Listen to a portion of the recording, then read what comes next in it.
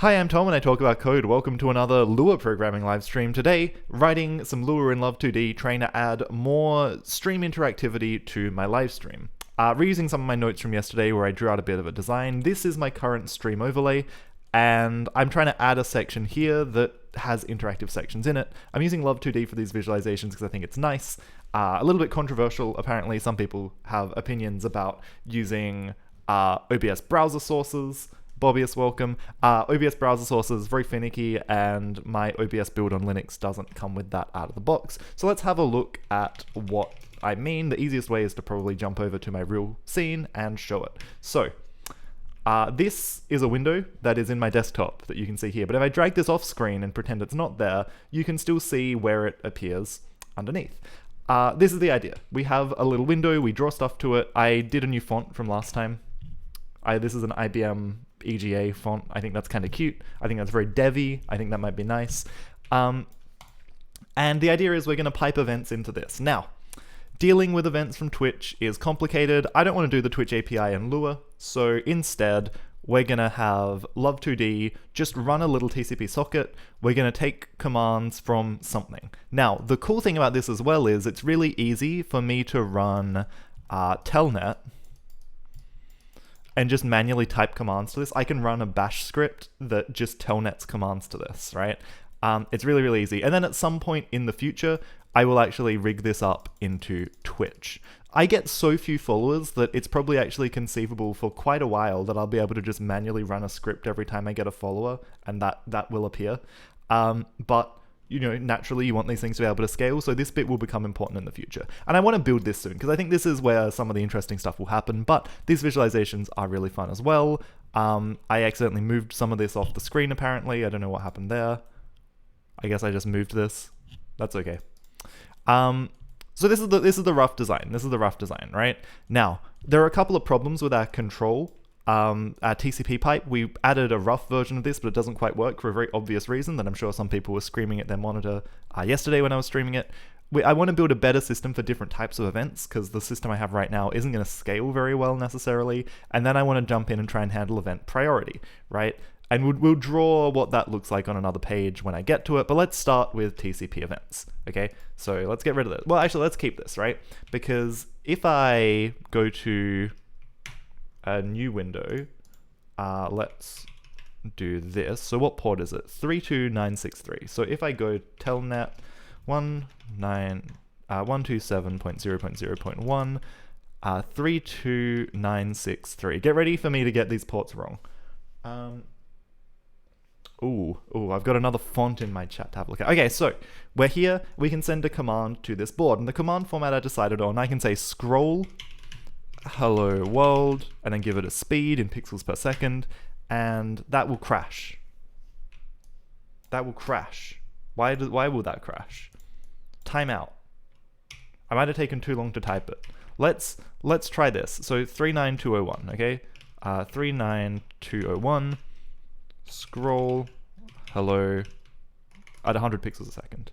There we go. Okay, so I can't take too long to type it, but we can send these commands. Now what happens if I send another one? If I say scroll world at a speed of 200, so it's a bit quicker, right? In theory, this should queue up behind it, but in practice, nothing will happen. I can keep sending these commands, foobar, and nothing will continue to happen. So, and I need to remember my escape character. So why is this? Well, what if I try connecting again? And I'm going to make the speed much faster. So maybe you can see what's going on here. Every time we reconnect, we can run exactly one command. And if we look at how this is actually implemented, it's pretty obvious if you've done this TCP socket stuff before. In our loop, we accept a new connection from a client. We set a timeout on it. That's probably what that other error was. And then we receive one message, then we loop. So at the end of this loop, we're going to look to accept a new connection. We're never going to call client receive again. Also, we're never going to call receive on the original client again because we're making a new variable each time we go through this loop. That's not good. So how do we build up a list of clients? How do we deal with these channels? How do we do this asynchronously? And the answer is probably to kick it into a coroutine. I think that's the thing that makes the most sense. Let's have a look at this font really quickly, because this does sound interesting. Bobius in chat always has good links. I have got many tabs open already. We're starting here. Ooh, this is a cool font. I'm going to start with a really basic BIOS font, and then I'm going to branch into funkier fonts as I go. But yeah, this is a very cool font. Is this even so... Oh no, Creative Commons 0 license. Are they allowed to do this? I don't know. I'm never sure about font licensing. Okay, but so basically we're going to need to do something smarter here. And the smarter thing is probably to make some kind of coroutine, I guess. So maybe for each client we accept, we're going to say coroutine. I think it's coroutine. I think I have this open. Yeah, coroutine.create. Coroutine.create.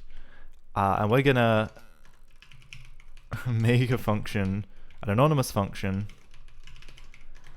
This is gonna do something with this client. So this is gonna set the client's timeout. It's gonna configure the client, and then in a loop while true, we'll loop forever for now, even though this is almost certainly wrong, because these clients do eventually close. And maybe indeed an error. Well, an error can be a timeout, I think, right? I think timeouts are an error, and we don't necessarily want to close just because there's a timeout. Or maybe we do. We don't... I guess you have to keep pinging a connection to keep it alive. So I guess you need to ping at least once every 10 seconds. And if we hit this, if we have an error, we return. And that's it. That's when we close the connection. So actually, that might work. Now, what do we do with it? What do we do with a coroutine? We probably need to put it into some kind of... into some kind of... Yeah, we need to resume it. So when we call receive... Before we call receive? Maybe after. Maybe once we've done one loop of this, we just want to say coroutine yield. Right, so then we can just go through, we'll try and receive on each thing. Now we can actually send a second type of timeout. So actually we probably don't want to do this. Let's just say every connection is going to loop forever. This opens ourselves up to denial of service, but because I'm running this and interacting with it, it's probably pretty safe. It's probably quite safe. Okay, so there is a second way we can use set timeout, I believe. And I have this open as well. Set timeout.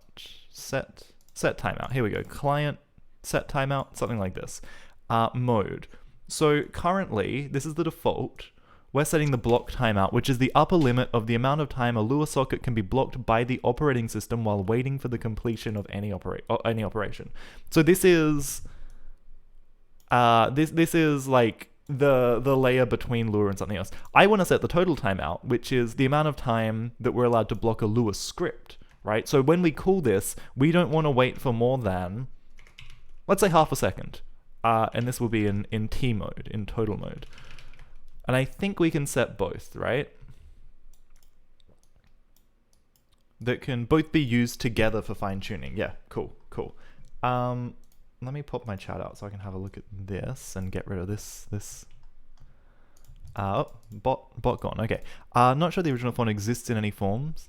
Everyone you see is someone's attempt at recreating it. Yeah, it's tricky, isn't it? Especially with such a visually distinct font. Like, the stakes are very low, but it's still... Font licensing, like, some people take it very, very seriously. You know, you wouldn't want to use an Adobe font without a license. They're coming for you. They're coming for you. Okay, so... How do I get status? Get stats? How do I know if a socket's been closed? This is what I need. This is what I really want. Get the read, get FD, get option. Let's receive until the connection is closed. The error message can be the string closed. If in case of error, the method returns followed by an error message, followed by a possibly empty string containing the partial that was received. Error message can be the string closed or timeout. Okay, so we can actually just check for this. Else, if error is timeout, then well, if it's not timeout, then we push it to the channel and we return. You wouldn't download. True, I guess those fonts do come a lot of places. People probably just assume that they're from Adobe Creative Suite. That is a good point. Adobe was maybe a bad example. There's a whole lot of like publishing fonts that most people would never interact with in their day-to-day lives. And they're much nicer than the fonts that you interact with in your day-to-day life in many cases. They're expensive for a reason. Do they justify the extortionate costs? Perhaps not, but you know, it's there. Annoyingly, my block jump is broken here. I used to be able to do block jumps in Lua, but this is not jumping to the right place. This is jumping, unless I've messed up. If else and if and. I don't think I've messed up. I think my IDE is broken. All right. So what if we try this? What's going to happen? Well, we make a coroutine, but we don't do anything with it. So we probably need some kind of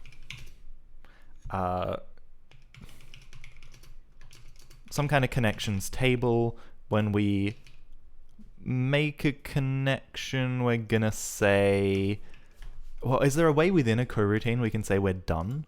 Or do we keep calling it forever? Resume. Can I resume dead coroutine? Yeah. So coroutine cool to yield finally returns, coroutine executes, resume returns false plus an error message.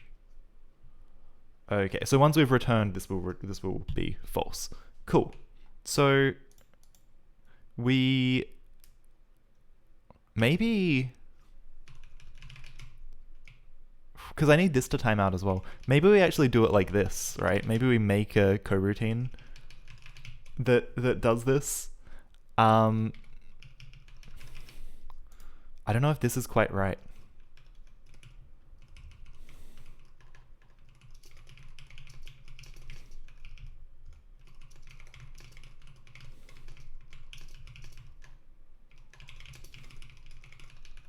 I don't know if this is quite right, because what I need is to run this, I guess, with a timeout, right? Does accept timeout.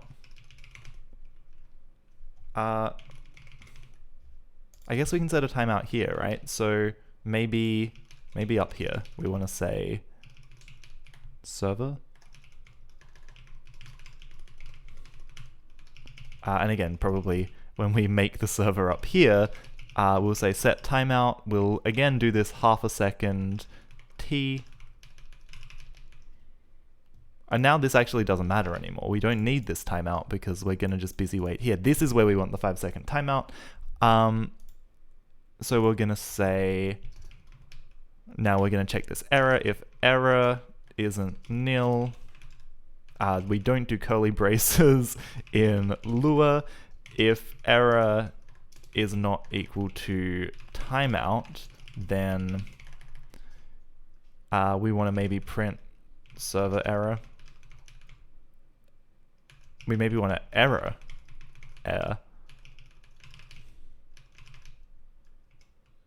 No, look, let's just do the sensible thing and send it in the error channel. Push. I think it's push, right? Push.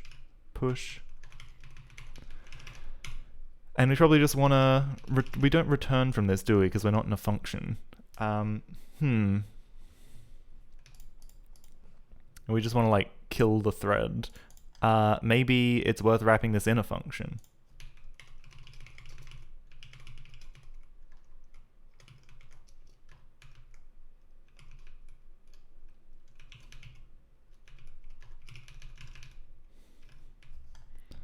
Okay, cool. So we'll say run connections, and we'll just return here, which is probably kind of okay.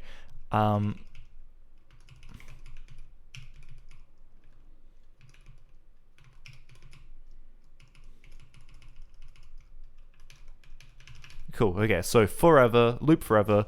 Try and get a new server. make a coroutine that's gonna listen, that's gonna run with this, get a new client from the server connection, make a coroutine that represents this thing, put this coroutine, we also probably need to say if client is not equal to nil, then do this. This is kind of jank error handling, but that's okay. That end got indented wrong, 45. Okay, now we're getting somewhere. So if we do this, then we also need to say connections, table insert, connections, client.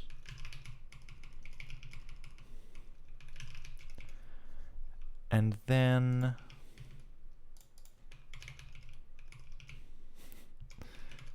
we just want to say, so after we do this, so this is going to time out after at most half a second. We're going to go through, once we finish with this check, the last thing we kind of need to do in this function, which is here, is iterate over every single connection and just try and run the coroutine. So let's say let's just call it co in iPairs. I think it's just like this. We have the index, we just say coroutine resume, and that's it. We're not going to care about closed connections, we'll just let them accumulate forever. We'll say to do close connections that fail. Okay, what happens if I run this now? It's almost certainly going to error with something. Index global server a nil value, 21. Server accept, server, global, local.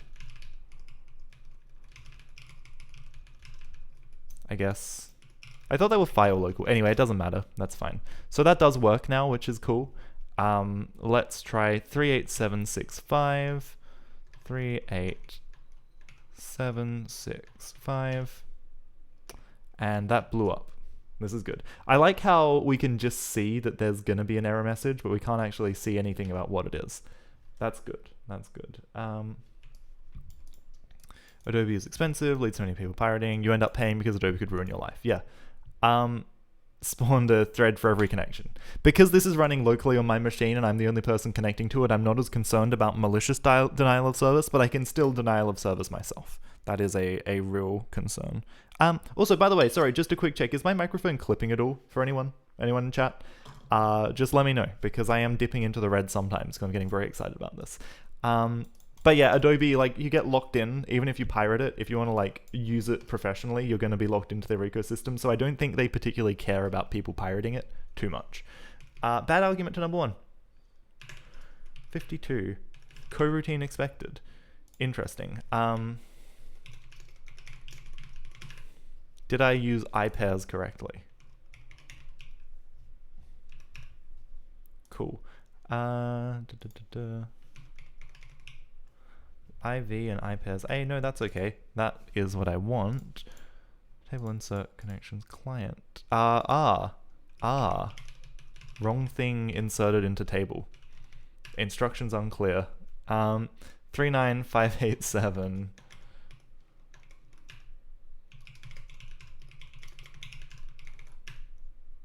Okay, let's try another one. Wow, this works. And let's do it with speed 400 and see if it's queued up. No, it is not. That's okay. Okay, so...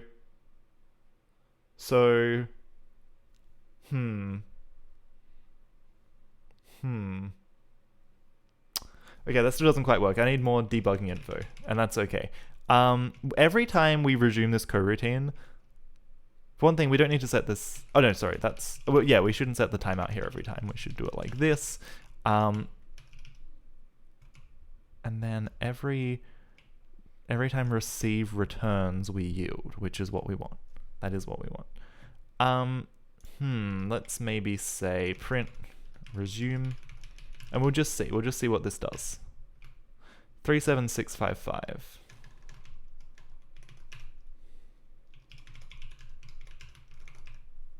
So So we know the first one works. Does this continue to get resumed? No. The answer is no. Coroutines aren't actual threads. What you wrote in Java spawns full threads. That is a bit more resource hungry. I would question... Whoa. Sorry, is my... Whoa. I think my camera just did something weird. The thing I would say to that is... Okay, hold on. I can hear my fan going. Something unexpected is happening with this code.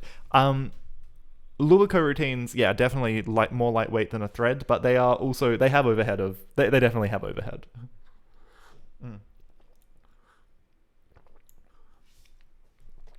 Okay, anyway. What is happening here? So why is this heating up my computer? This is like holding spacebar to heat up your computer. This is unexpected. So if the client is not nil, let's just print a bunch of logging stuff. Let's just do this. Let's just do this.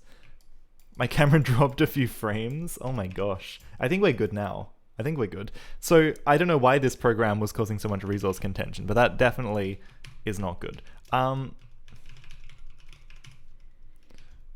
New thread. Okay, so we only make one thread. This is important. This is important. Connect new client, resume, and then let's also just print just before. Let's just do the dumb thing, right? Okay, so this is good. But I can hear my fan is spinning. What if I make this higher? What if I just, again, kind of, just in the interest of things, what if I just set this to like 10, right? And then let's look at, okay, I don't have htop, I just have top. Am I gonna like expose important information if I do it like that? Maybe. Didn't think that through. That should be fine, right? So, just looking at my temperatures. CPU usage. So that all looks pretty normal. What if I go back to 0.5? Because it could have been a fluke, right? But let's just see what my CPU usage does.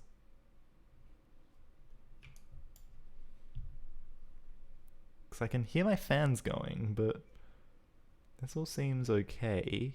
God, I'm idling at 56. Feels maybe a little warmer than I would like. Still running a 1060, yeah. I got this 1060 secondhand in 2019 as well, so this is like an extra cheap setup.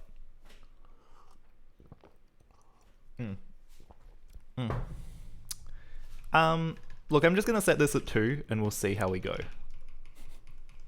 We'll see how we go. Try accept. So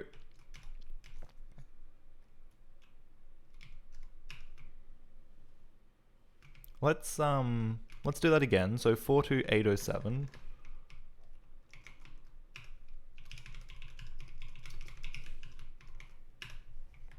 So that works. But we don't continue resuming after the first run, which is not good.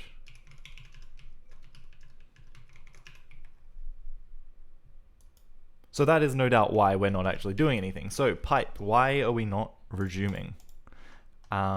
Indeed, we're never actually resuming this at all. We're never actually resuming this at all. Oh, hold on. Yeah, no, that's what we want. That's what we want. So we make a coroutine, and then we insert the coroutine into the table. Now, I would think that when a coroutine is created, it is in fact not run. Is that correct? Resume. Yes. Okay, that's good. That's good. So this does in fact... Did I quit? No, I was in the wrong space. This does in fact get resumed at least once, which is good.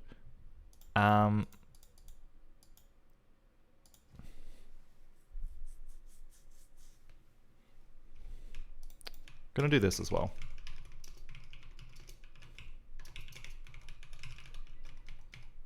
Gonna do this as well. 34419.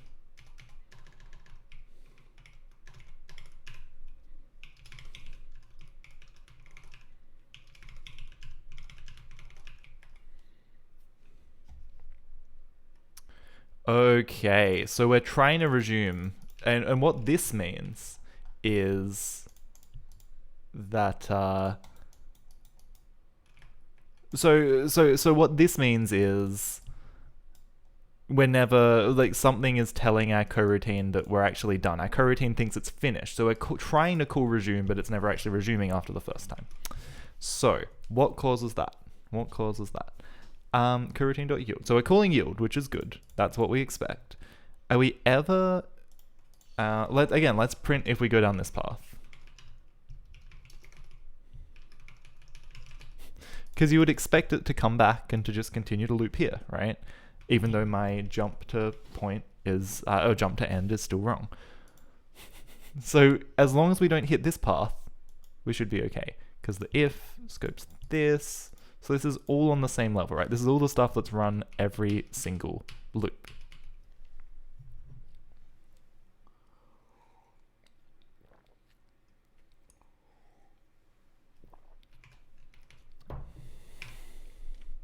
Okay, 37235. 235.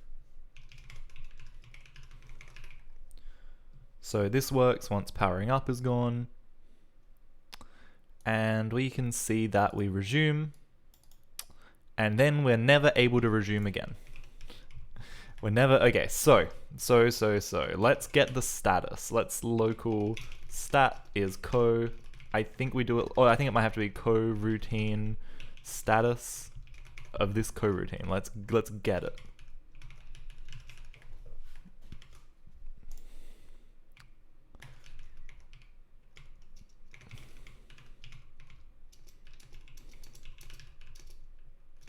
I know this isn't the best way to do string concatenation, but here we are.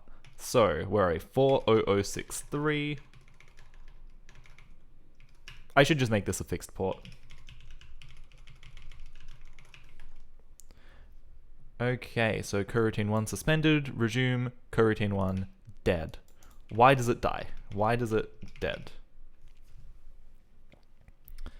Run state of a coroutine status function, coroutine, blah blah blah, to running.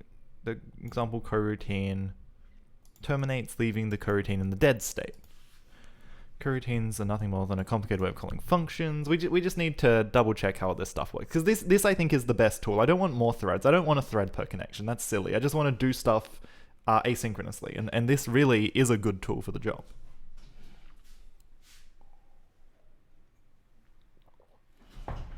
Right, and we call yield. We call yield. Unless I'm doing something really silly. Like I only return down here, so we should really just keep looping here forever. It'd just be nice if I could work out why we're not yielding.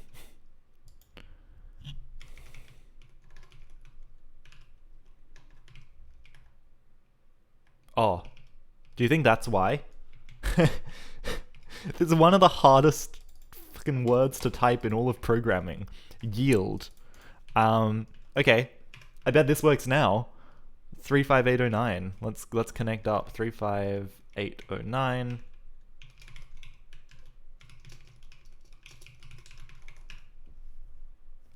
Scroll. Yep. That was it. This is a very classic Lua thing. Why was that the world's quietest error? Where did that error go? I bet there's it's the other return value in coroutine.resume, isn't it? Okay, I should have known that.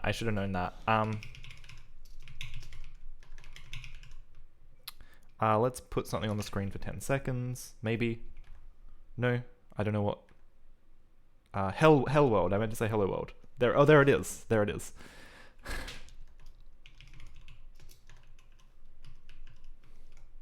I mean, this is cool. I'm glad that it works. And does it look smooth on stream? Does it look fine? Like, is this workable? Is this a real thing that will be acceptable when I'm running more complicated things on it? Man, that's a certified Lua moment.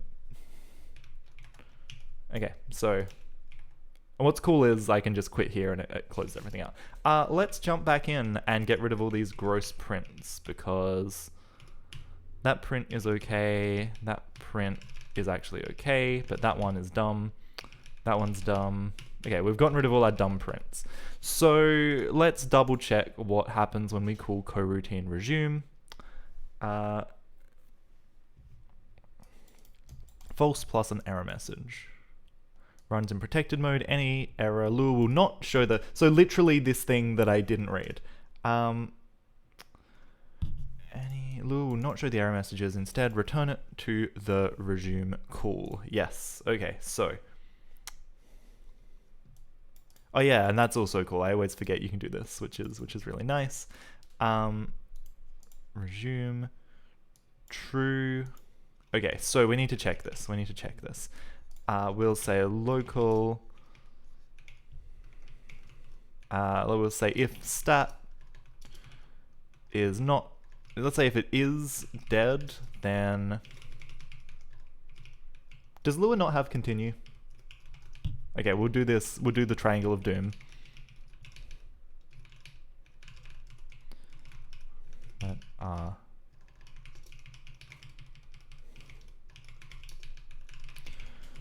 So we'll say state and error, because we know that it doesn't return anything, I think.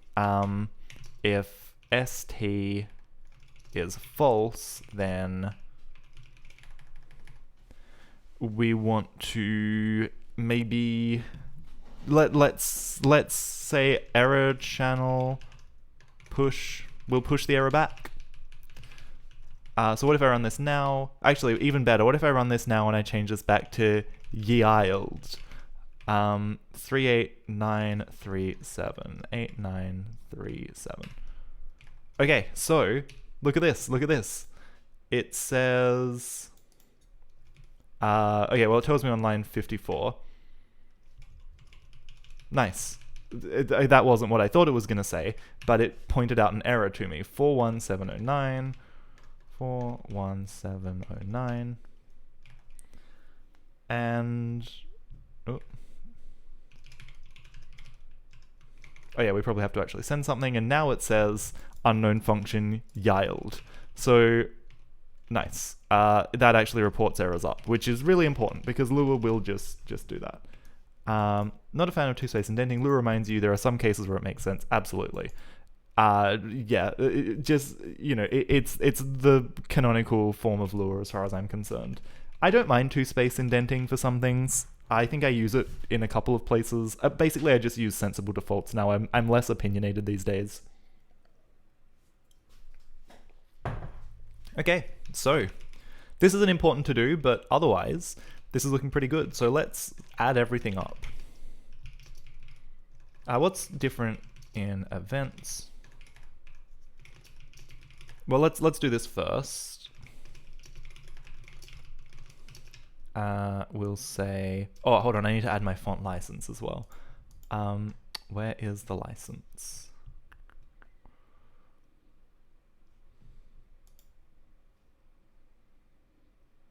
So share and adapt, appropriate credit. Okay, I need to think about how that works. I'll do this before I push it anywhere, but that is going to be important as well.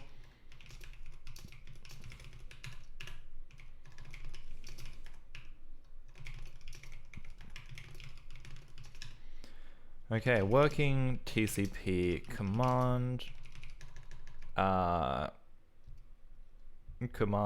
We'll call it an API, because it basically is. We're basically doing weird RPC stuff, right? Because an event is separated by things, we pull out the bits, we build a thing, it's good, it's all good stuff. So, I think we can check this off. I think we can say we did this. Threads and coroutines, done. Perfect. Perfect. 2 spaces feels cramped, things get heavily nested. Yeah, you get that kind of nesting in Lua. just because of the tools of the language. But yeah, in some things, especially when you have curly braces, I think it's a bit less important. So yeah, definitely agree. But it is the Lua form. Okay, so event types. Right now in events, I have this table of things, and this is going to get unwieldy if I want more and more things. We have like named tables. I don't know. This interface is going to be hard, especially like what files do they live in. So what I probably want to do is have some kind of dispatcher, so some kind of thing in here, like move the function, build new event from here to out here, and then have a really good system for defining an event type and going from there. So maybe even, we map directly from this into a function call where we decide which function to call based on this name, and then pass out arguments based on what comes in here. I mean, that could work. That could be fun. So let's start trying to do that. So let's make a directory and we'll call it events. Because we're gonna say things running on the screen are events. They're like little self-contained programs. Cool. So we probably want in events some kind of base.lua maybe, which is going to be a base table that other meta tables can extend. We'll see how that goes for me. So let's make a variable, we'll call it t, maybe we'll call it empty. And so it has an update, global time, and delta time, which just does nothing.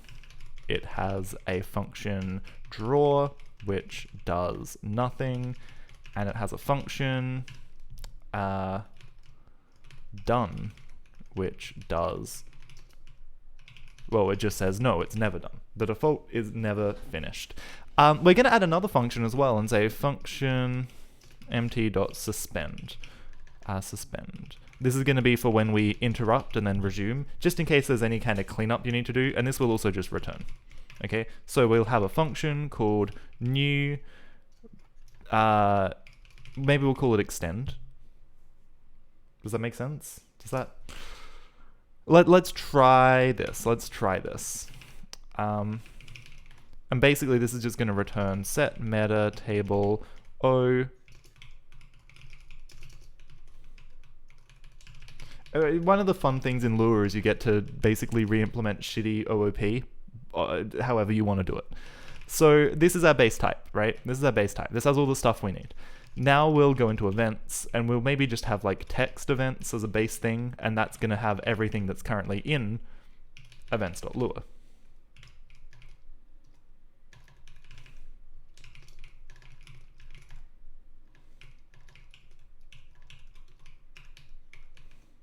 Cool. But now, instead of just defining this, I think the meta table, we maybe say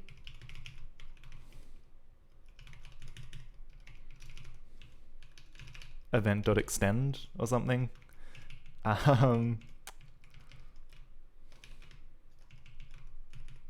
maybe even like new event, and maybe it takes an object and a meta table. And can we set the meta table of a meta table? I don't know if we can.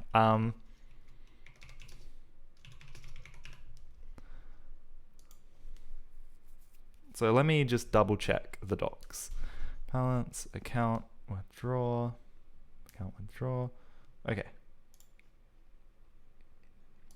Set meta table, cool. Inheritance. So this is the good shit. This is where it gets kind of kooky. You wrote a class system with inheritance and other features in Lua as your first metatable learning project. Basically everyone does, right? And I don't mean that in a bad way. It's a really fun and interesting project, and it really highlights the strengths of Lua. It gives you very few tools, but then when you combine them, they're very, very powerful.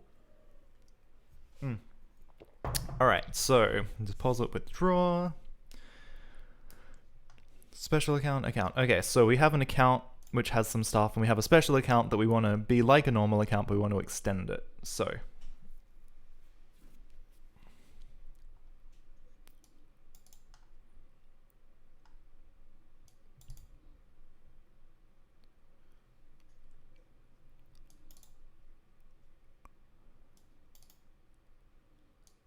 center, yep. Refer to special account. The metatable of S will also be. Okay, yeah. So we got to do it like this. Because it uses self. Okay, this is actually good. So we'll say function account new. Yeah, nice. No, this is good. We're going to copy what this does here. So O equals O or empty table. This is a good default.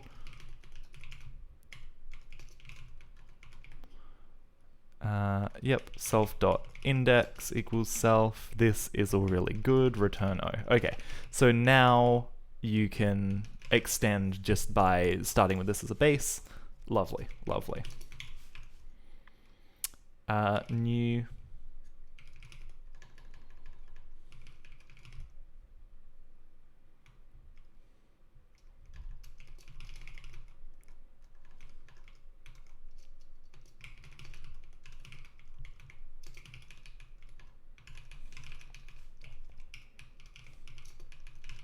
Cool. And then we wrap this up in a function, so we don't even need to know that it's a table. Beautiful. Okay, I think that makes sense. I think that makes a lot of sense. Let's go local events, require events. Now, require base.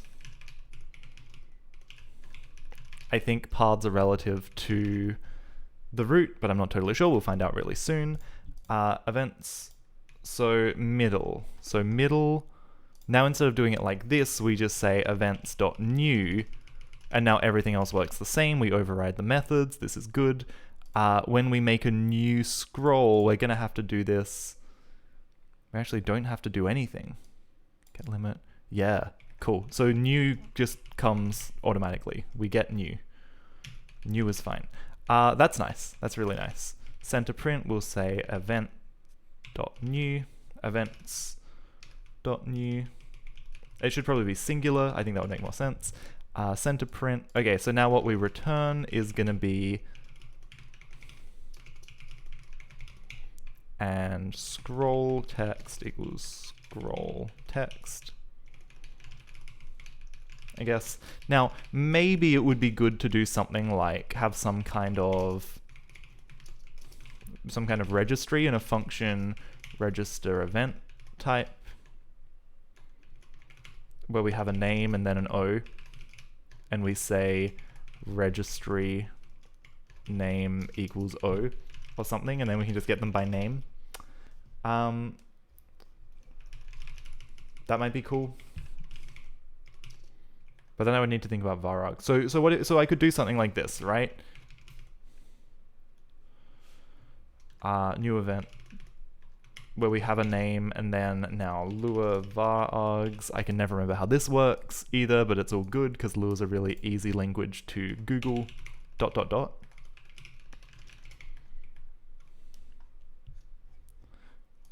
Lua. Here we go. Needs to pass into another function. Unpack arg as an argument. Okay, so something like that. So then you would just say, but then the new is different. The new is different.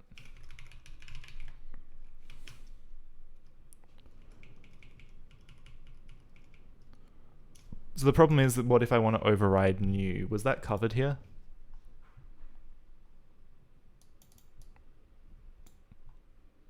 It has to be, has to be like this. So I guess this doesn't quite work. But that's okay.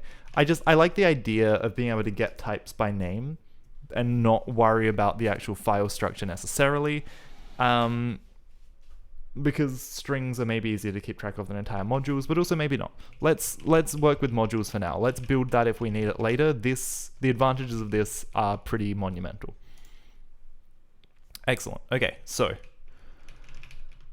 the only catch to this is that we have to know the names of the fields when we call new, which is a bit crummy, but it's doable. Pretty sure there's a way to do that. There must be.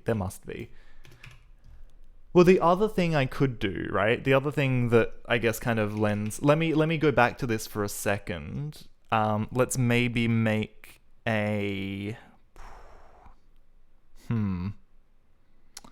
Let's maybe make a function called make event builder, which is going to take a name and then a field list, right?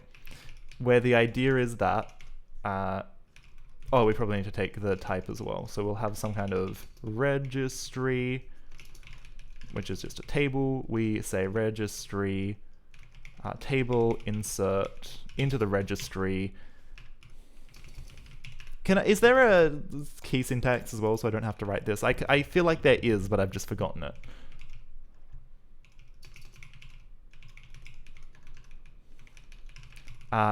So maybe we could say function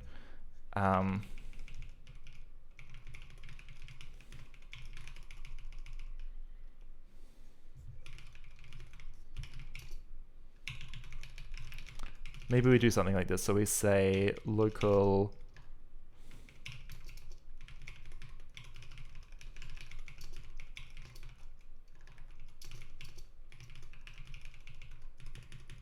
and I think, does this do the Golang thing as well? Anyway, that's okay. If the builder isn't nil, then we go for ival, for each arg in ipairs. I think we can iterate like this. We just try and match them up basically, right? So we build a new table, and then for each field here, so for each, we match them up, right? We're basically making this mapping. Now, the problem is if we need to do anything like parsing a number. So this is actually shit and not worth doing. But this would work. This would work, right? We could say arg. No, hold on. O builder fields I equals arg, right? So we pass in a list of arguments and then we map them to a field name by the order they appear. That would work. And then we could call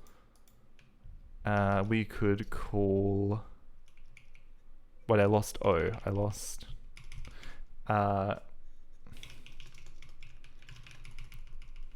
we could say builder.class new O, right? We could do that. That's the same as this syntax where we've got this kind of indirection, but that wouldn't work for strings. And in general, I don't necessarily want the parsing and stuff to happen here, so that's okay. So this was a clever bit of code, and Lou was good at this, but let's keep it manual for now. Let's just like have a manual parsing layer, an event builder that's on the outside, and that's okay. That's fine. That's fine. But we'll return these things as, I guess, classes. So maybe we'll make them capitalized. Maybe this should be capitalized as well. Anyway, all lots of fun things to play with. Lots of fun things to think about. So let's go back to main. Let's get rid of this. Let's call them, let's say,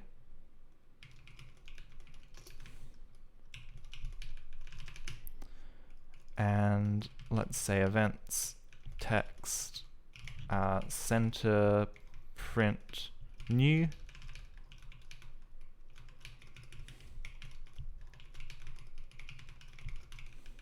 Which will be like this. Duration.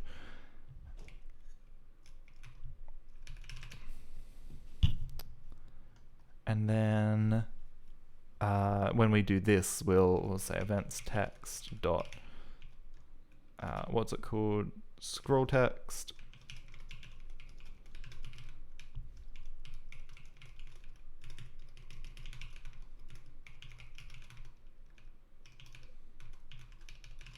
Which is basically what I was talking about before, but with this number parsing in the middle, which makes sense in a special function here.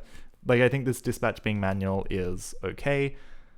I don't hate it. So events text dot center print text equals text, duration equals dur. Well, I'm going to run this now. Surely something is going to break when I run this now, but that's okay. Maybe not. Maybe it does work. And Shul XYZ, welcome. I'm having a wonderful day. It's been a good day. It's been a good day so far. Very relaxed. 4, 4, 6, 4, 1.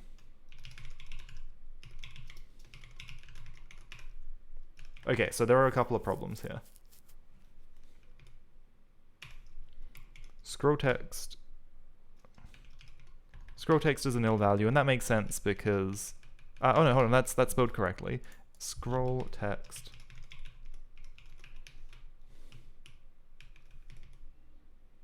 it's because it's just called scroll. That makes sense. That makes a lot of sense. 45529. 45529.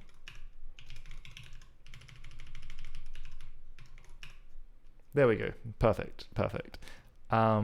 What about center print?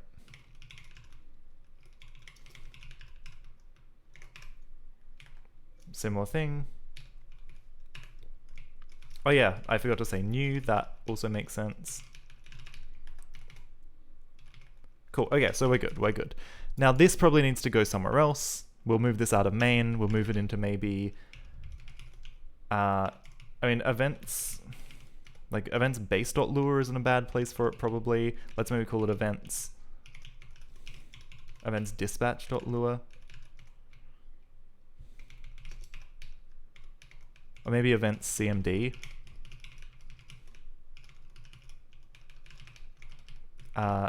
From parts, maybe. But yeah, so maybe the serialization stuff should be handled centrally. Maybe that should be like part of the class. Maybe that would make more sense. Because I don't want this function to be like gigantic. Like maybe it's better if in scroll we say, you know, function scroll from parts. And we basically just do this.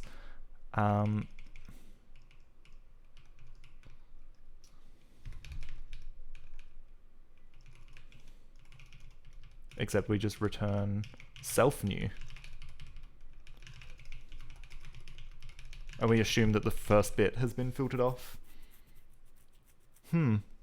Even ...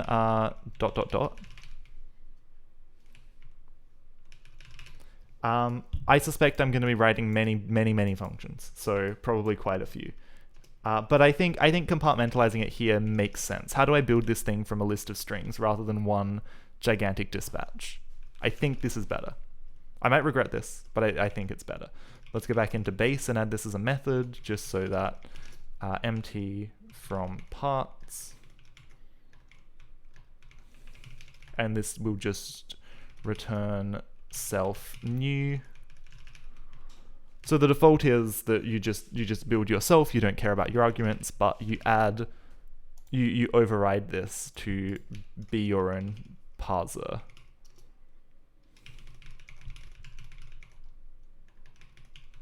And this is jank and it's not great OOP, but that's okay. That is okay, because this is the power of Lua. This is why we love Lua. Okay, so I think, oops, did I, middle, yeah, cool.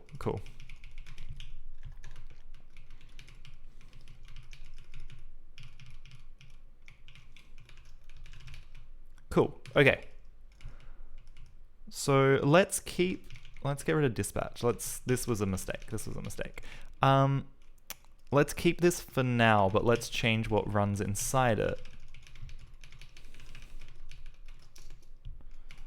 So now the actual type itself, so we would say event, the text event, scroll text from parts, and we'd say yes, we want the slice. So Lua list array slice. Now, unfortunately, I don't think there's a efficient way to do this.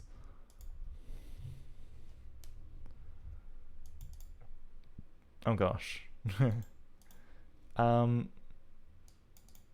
Hmm.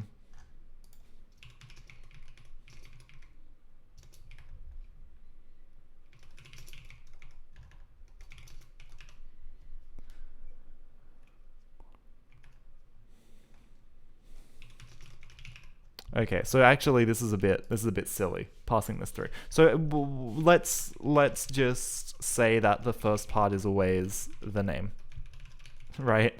This is like your command line arguments to your function where arg0 is always the name of the thing. That's okay. We can do with that. We can do with that. I called it.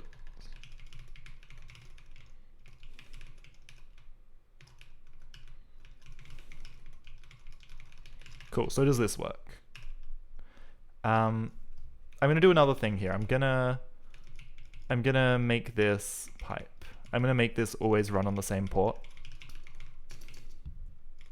We'll make it 9991.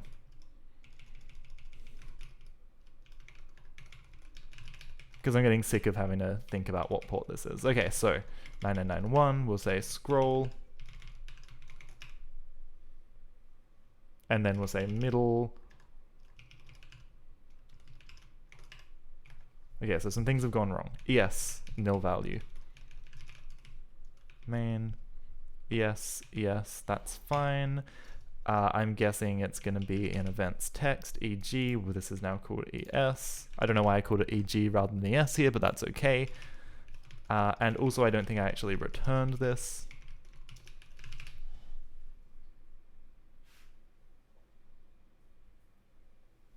I heard something rustling. I'm concerned it's a mouse, but it's possibly not.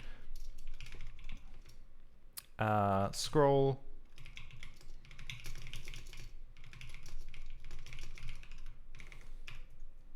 Excellent. Excellent. Excellent. So that feels a bit better. That feels a bit better. This is a little bit more manageable. A little bit easier to keep track of all this stuff. So let's add a new event type. This is going to be another text event. So let's just keep dumping them in this file because they are pretty simple. Let's go local blink text events new. So what would blinking text need? We would need the text. We would need a period, I guess, and a duration.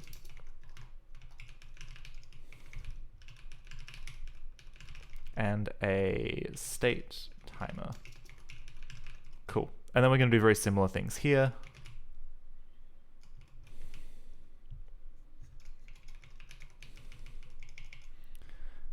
So let's do this, but let's remember to do this time. Send to print blink text. State timer is all good. Set font, get width, get height. So this is going to be in the middle as well, which is good, except we're gonna say now. How do we know if this is? So we want to break down the duration into blocks of this size, right? So every Let's just do the dumb thing and say inner state timer equals 0, or let's say period timer equals 0. Self dot.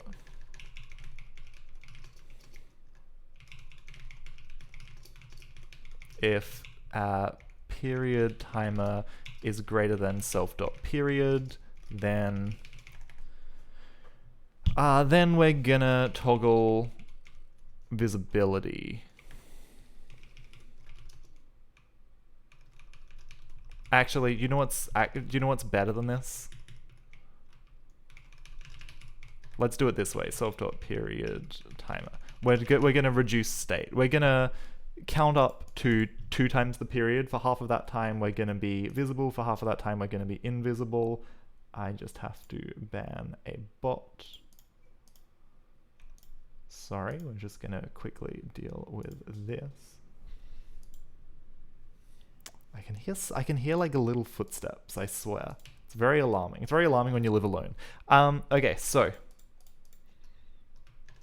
self.period timer minus 2 times self.period timer.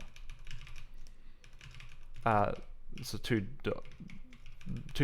times self.period. Okay.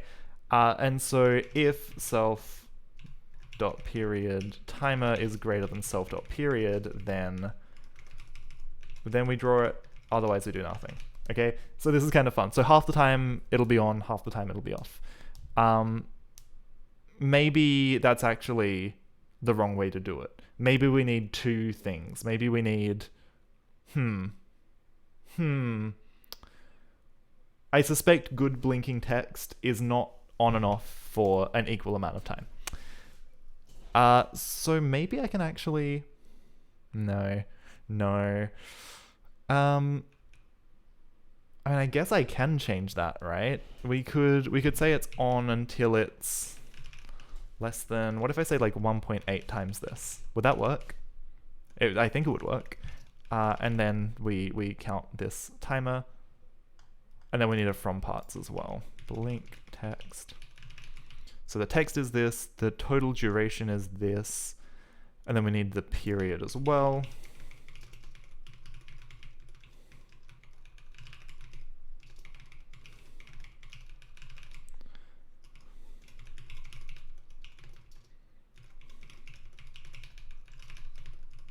Cool. Let's try adding a new thing. Else if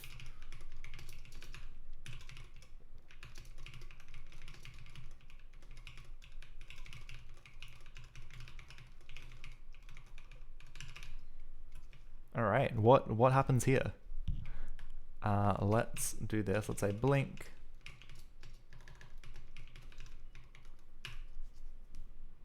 Oh, that wasn't enough things. Blink test. So the duration is going to be this, and then let's maybe say 1. No? No?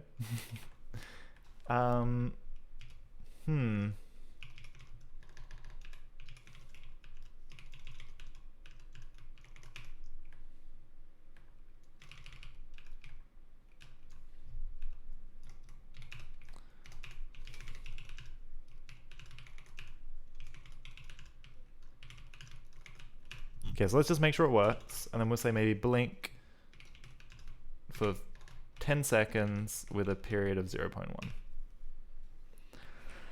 Let's see what this does. Let's see what this does. It never goes back on. That's okay. That's okay. That's fixable. That's fixable. So why doesn't it go back on? If this is less than this, then we draw. And if it's more than this, then we subtract this. So that should, let's just go back to another classic Lua issue. Key on table is not spelled correctly.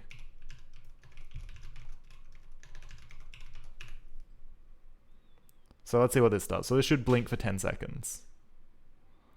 And that was not very good blinking.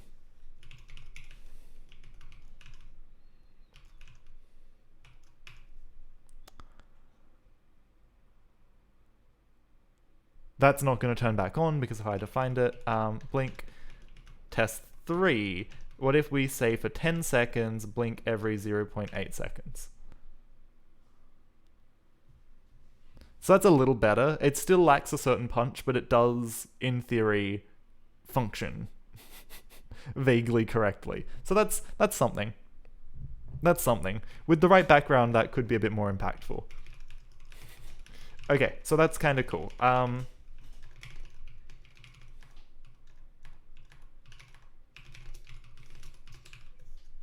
Git add events.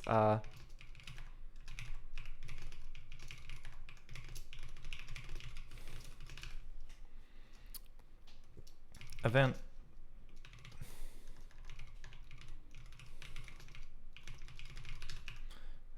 What was different in pipe? Oh yeah, pipe. Use fixed import. I should make this as an argument or something, that would be better, but we will get there. Cool. So let's add a very different kind of event. Okay, let's go events, stars. Okay, now we'll grab this.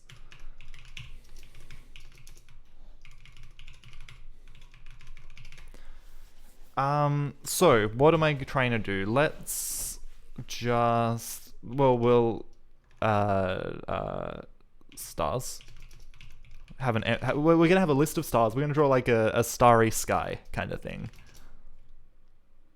How does Love2D do color? Where is my Love2D API? Graphics, drawable, image, graphics. Can we draw a circle? We can.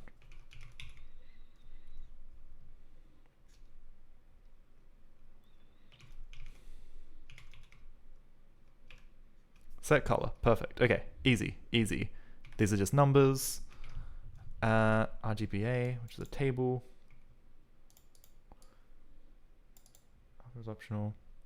So I suspect it's like this. So we'll maybe say, we'll have a default. We'll say like 0.1, 0.1, 0.2. Alpha is optional. What else do we need? Blink is a total duration, cycle duration, duty cycle. Yeah, that probably makes more sense, doesn't it? my 0.8 doesn't really fly. I'll come back to blink. Let's do this, right? Let's see what we've got here. So we'll go stars, stars.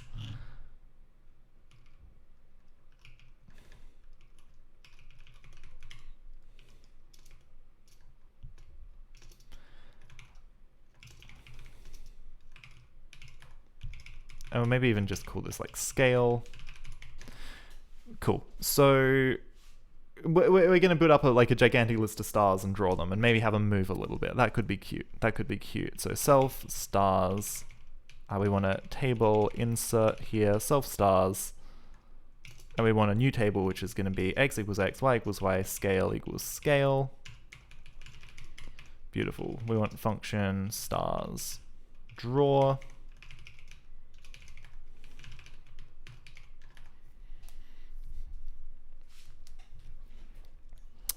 So we want to set color love graphics set color to self.bg and love graphics clear.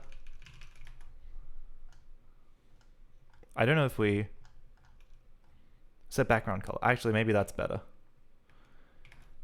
Set background color. Sure, let's try that.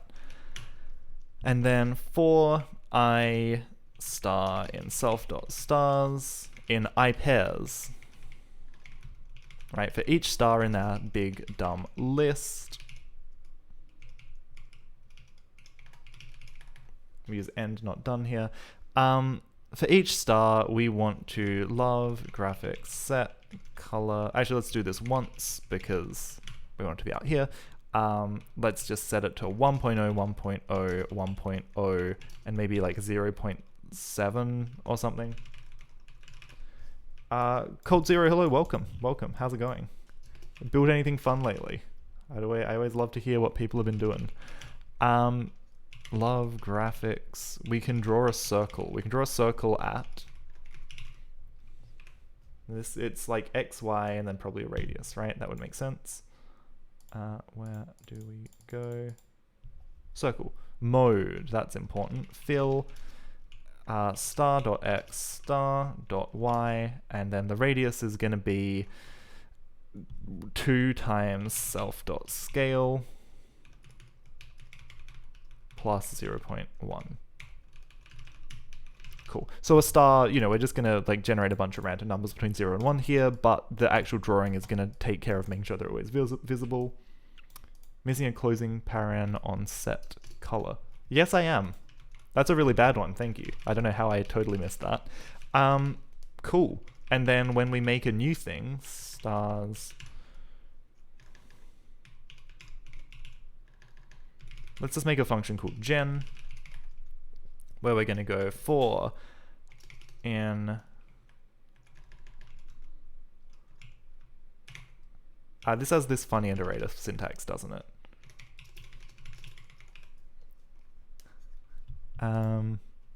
Numeric 4, yeah, this one. I think it was 1.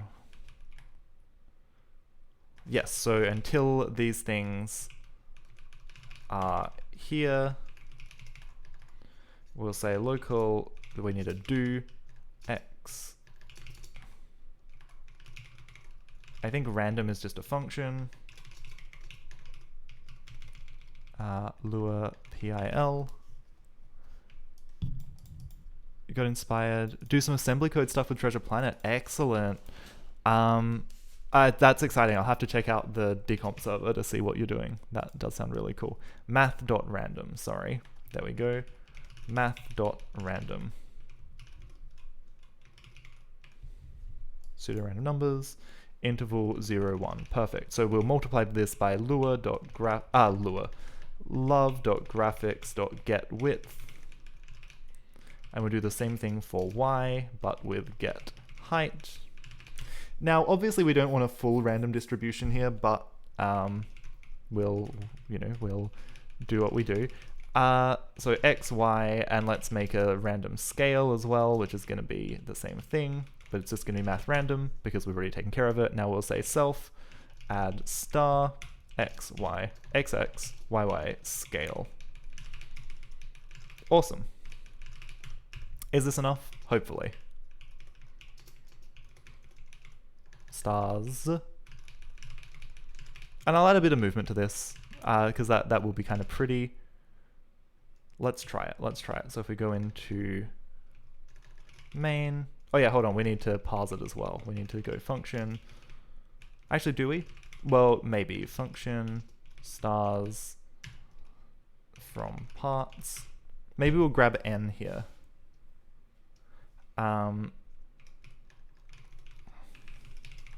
Let's say local n is to number, so whatever is in the second argument, and then we'll say local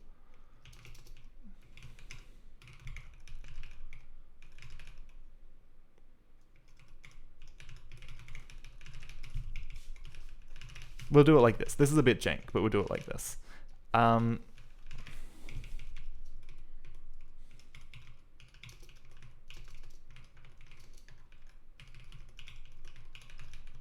Actually, what if I just return the actual stars table? That might work better. That might feel more idiomatic. Stars. So let's try else if.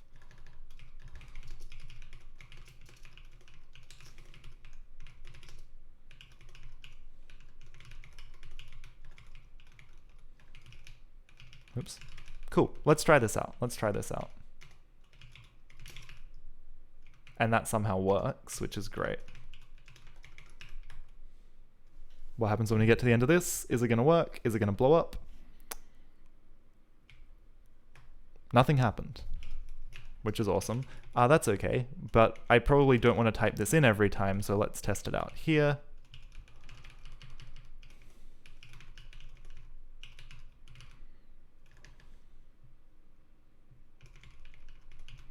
We'll do it like this because it's silly.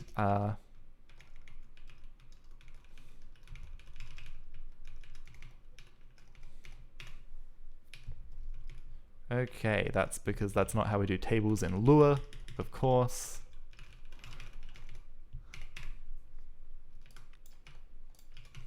All right, so that did nothing. That's cool.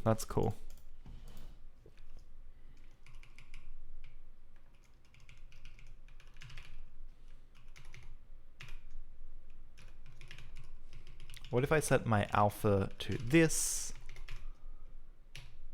Why are we getting nothing? What if I set my scale to be much bigger? Still getting nothing. Interesting.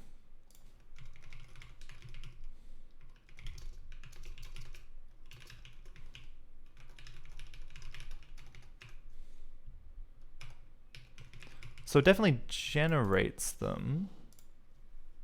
Where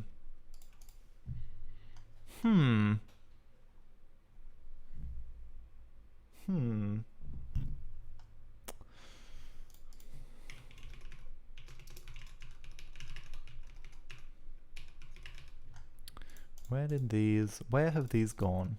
Where have these gone? Let's maybe just do another dumb print statement. Stars, print.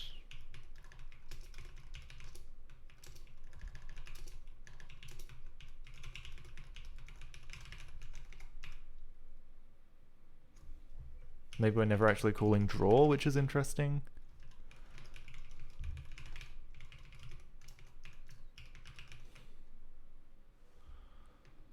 Stars, draw.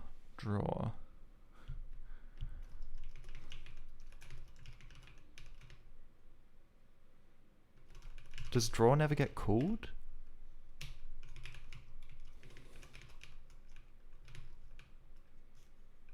Or does it just... Okay, so hold on. So done false. So we should never run out of stuff to do. Let's try this again. Let's just make sure we haven't just instantly... Okay, so it instantly finishes. That makes more sense. That makes more sense. Okay, I think I'm getting the idea of what's gone wrong here. I think I'm getting the idea. So this never draws because it seems to just end straight away. So let's just go function stars. It's called done, isn't it? Text done. Yeah. So why is this done?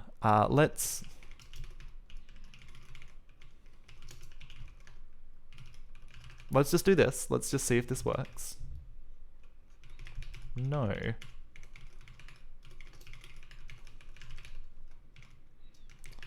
Done.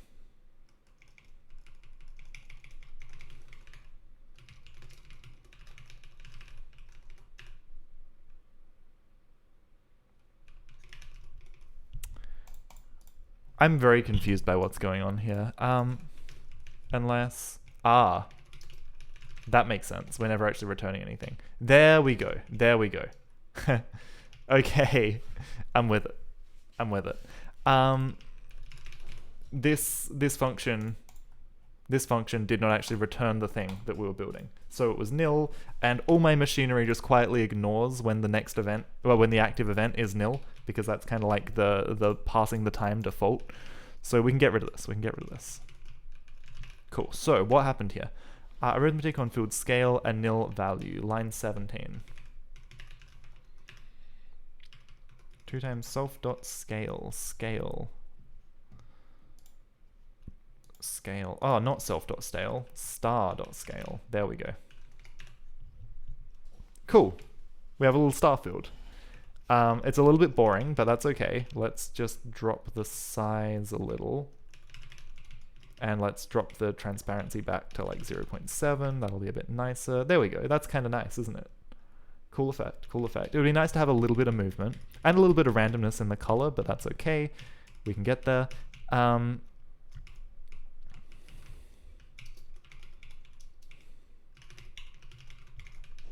We'll just generate a bunch of random numbers at first. So let's set the color for each star. Screw it. That won't be too expensive, right? It's only 1,000 stars. We've got a GPU. We can do this. So we're gonna do 0.8 plus self dot. I didn't bracket that correctly. Like this. Self dot twinkle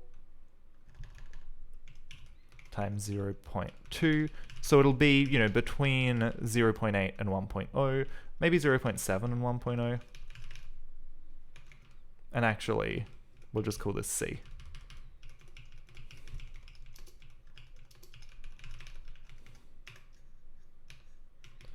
Twinkle, that's not right. Star.twinkle. I keep messing that one up. cool. So now if I go through and I add an update function,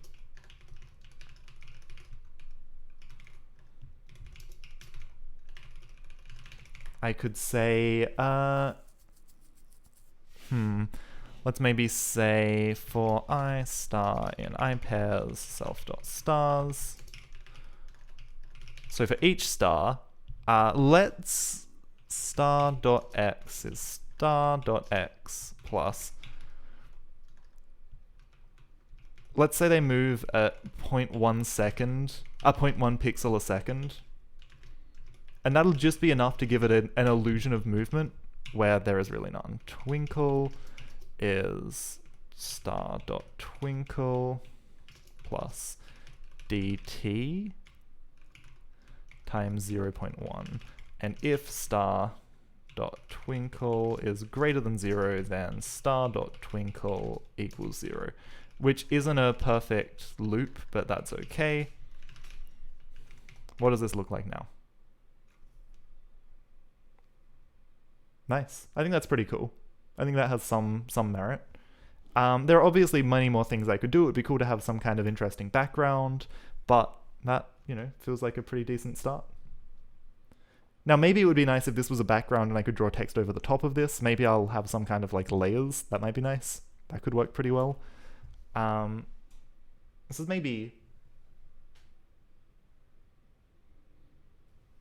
I don't know why they're totally flickering on and off. That's not what's supposed to happen.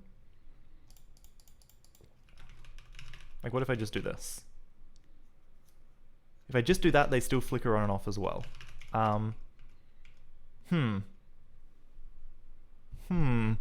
Is this because of, like, pixel grid alignment?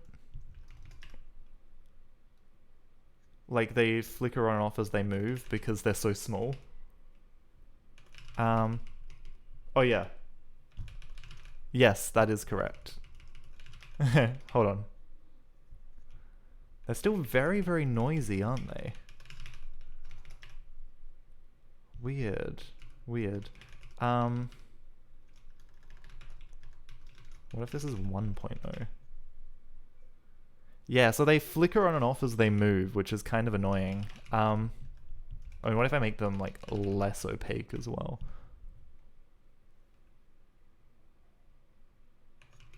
It's got this vague, you know, Milky Way kind of vibe, which is nice.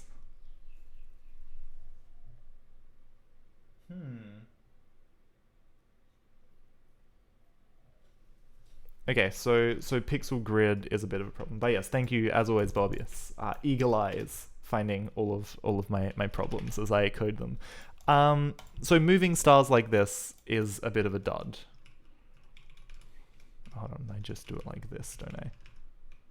No, I do a multi-line comment.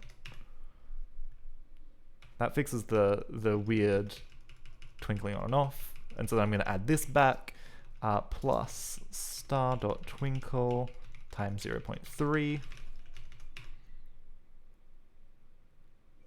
And now...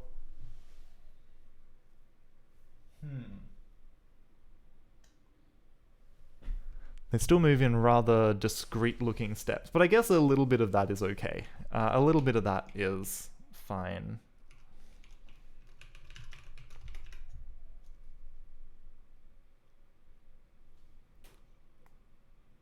Like, that might actually be too much twinkle. I'm not sure. It's probably not good for my bit rate either, but that's a different story. Now, is there... Where's my Love2D API? Is there a gradient? No. Is there a way to do a good, like, Love2D? A nice gradient background. Here we go. Gradient mesh.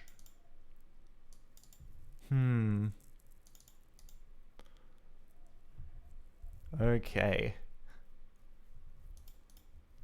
25. Horizontal.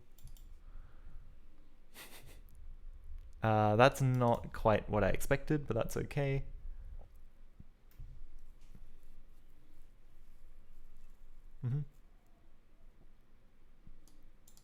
I think this is, the mesh one's probably better.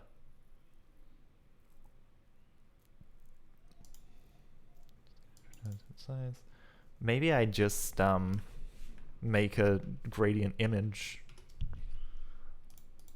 Maybe I'll make like a 50, or maybe like an 80 by 80 pixel texture. Let's try doing this real quick. I'm gonna actually, I mean, you can see the whole screen for this. You did miss the yield. You did miss the yield, but that's okay because that's the hardest problem in programming. No one has ever solved this yet. Actually, let's make it longer. Wait. I've got to hold on. I'm doing this the silly way. So I want like a 1 pixel high texture that's long. Let's make it like 1,000 long, I guess. And we're gonna gradient here. We're gonna gradient like this. Actually, no, we're gonna gradient over the whole thing.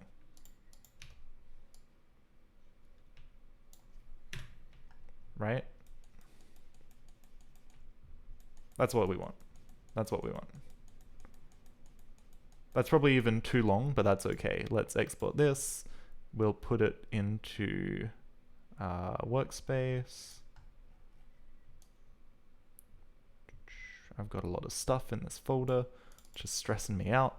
But that's what home folders are for. Where are we? Love, Godot, Lisp, local, love.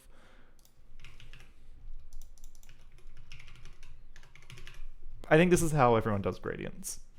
I think this is canonical good practice.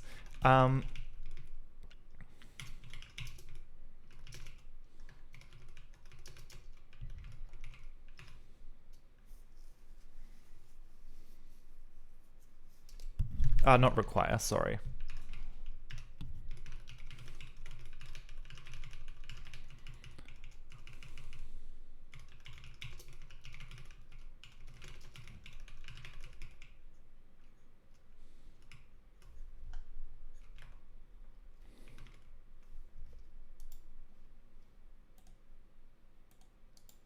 Hold on. Where's this? Super.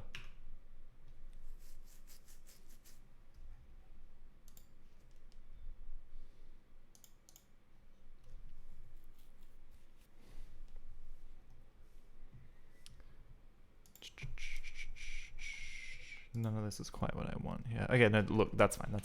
I am getting sidetracked. Maybe the first time we call generate, we'll try and load it. We'll say if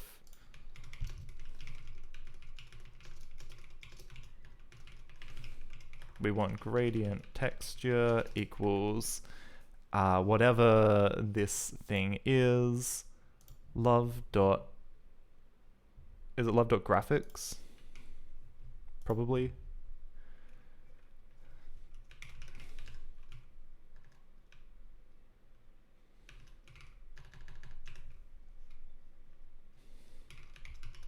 New image, beautiful. Love graphics, new image.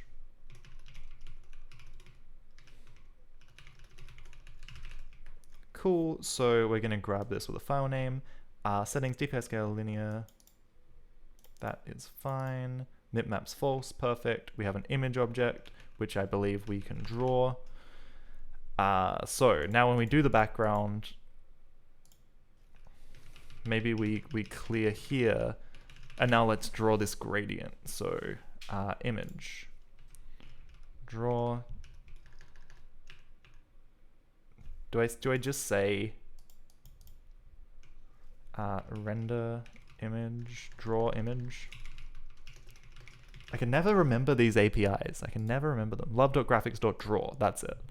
Perfect, it takes a drawable. Okay, so love graphics draw. It's gonna take our gradient texture. We're gonna put it at 0, 0. We're gonna scale it by love.graphics get width and love graphics get height. And actually, maybe these are methods, not. I think they're methods. Maybe.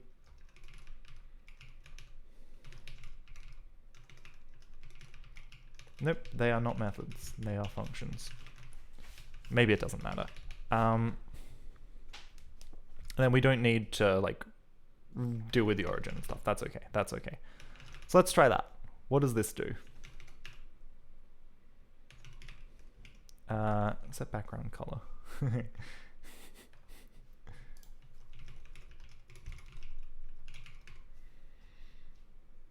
Clear. Okay, so what if I just clear instead? What if I just clear with self.bg? Is that better? Is that going to actually do what I want? Yes. Do I have a gradient? Maybe slightly. It's hard to tell. Let's...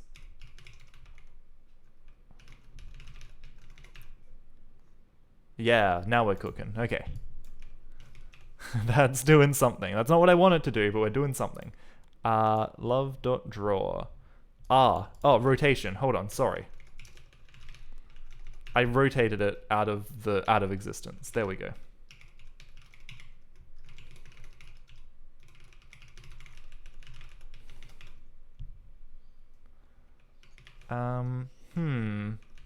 It's a little too dark, don't you think? Image, new volume, texture. Can I somehow set is readable object? Can I set the opacity?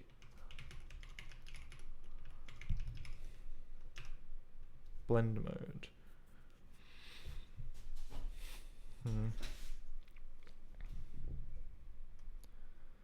Add pixel colors.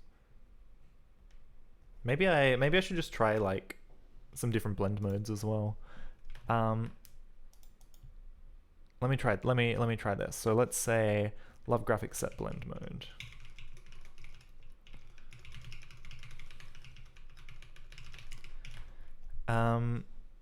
Let's try this, maybe. And then when we're done, we need to go back to alpha.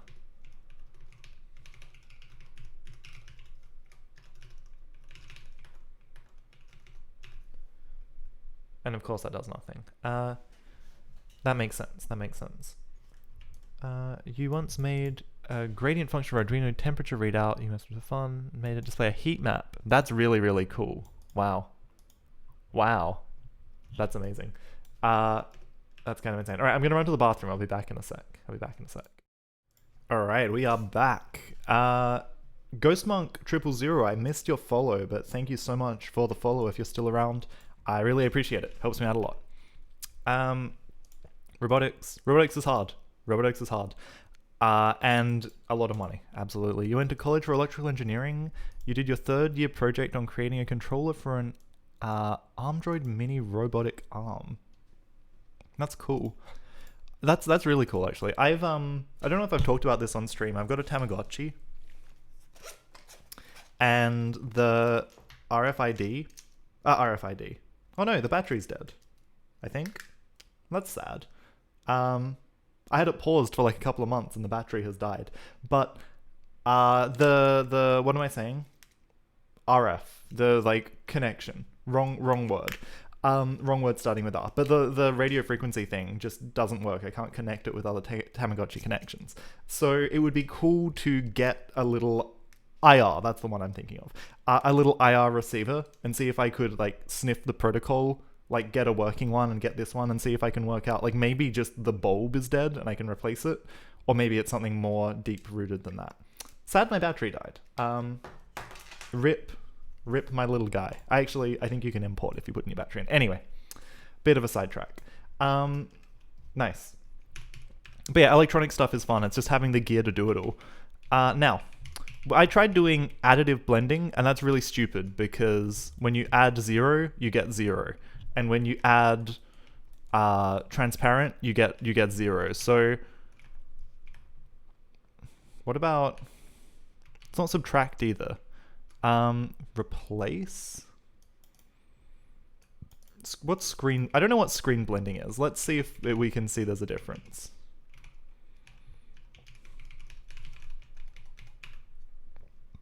Okay, that doesn't look like it did anything. This looks like it's the same color. Really got to bust out the magnifying glass, but I'm pretty sure that's the same color across the whole thing. Darken. Let's try darken. This is probably going to be the same as replace because it's a black texture. Pre-multiplied alpha, okay. No, never mind.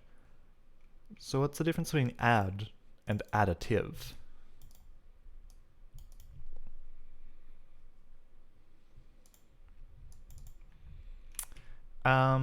Okay, so actually I think I don't want to mess with the blend mode. That's okay. Let's set it here anyway, because we might have a different thing that's messed with it first. So what I probably want to do actually is just like lower the opacity of this a little. Right? Just like bring it down a bit. Maybe to here. And now when I draw this, it's a bit less extreme. So that's a bit better. That's a bit better. That feels a bit more night sky-y, which is cool. And actually, now that I know I can rotate this, what if I do something like... what if I rotate it? Now I imagine this is in radians, but I've got to double check again. Draw R radians. Okay, so what if I rotate it by this much? That's too much. 3, 1.5. What if I do it by 0. What if I just do 0.1? What if we keep it simple? Well, this is rotating down, by the way, which is a bit confusing. So what if I do 6.2? What if I do 6.1? That's still more than I want. What if I do 6.2? I just want a nice subtle... Yeah, that's better. What if I do 6.24? I guess because we're rotating from the bottom point, that's like quite extreme. 277. I just want like the most subtle, yeah, that like that. So then we move it down. Do we? That's okay. So if we actually just increase the height a little, let's just add maybe plus 50 and height plus 50. Right, just so it's not like a straight gradient across. We get like a little bit of variation up and down. Is that kind of cool? Get a little bit of twinkling, get a bit of a night sky effect. 2 pi radians per 360 degrees. Yeah. I was just trying to find like a nice... It turns out when your origin is not in the middle, rotating by 0.1 is quite extreme. I was imagining rotations from this point here, but actually it was rotating from, I guess, here. So like rotating a little bit had a much more amplified effect on the bottom edge than I expected. So basically we want to be as close to 2 pi as we can. Awesome. It would be nice if we could do this movement. Let's look at it now that we have the darker sky. It's unfortunately a little bit fucking ugly, right? It's okay, it's not awful, but it's just a little bit ugly. And that's like I can deal with that, but it's just you know, what if I do this? See, like it's not a bad effect, I just don't like it, and it's not what I was going for.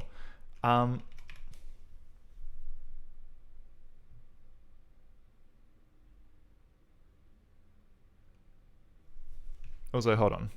Let's stop moving on Y. Let's just go left to right, because I think that makes more sense. Like, it's not awful. The larger stars become smaller when they reach certain subpixels. Yes.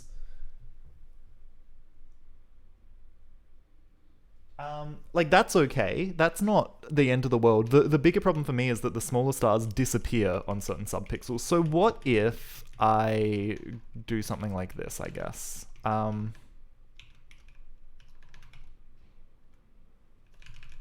What if I do something like this? That's too much. What if I do like 1.3? There'll be less variation here. They're bigger. At least they don't flicker. That's okay. Again, the small stars I think really add a lot, which is a shame. I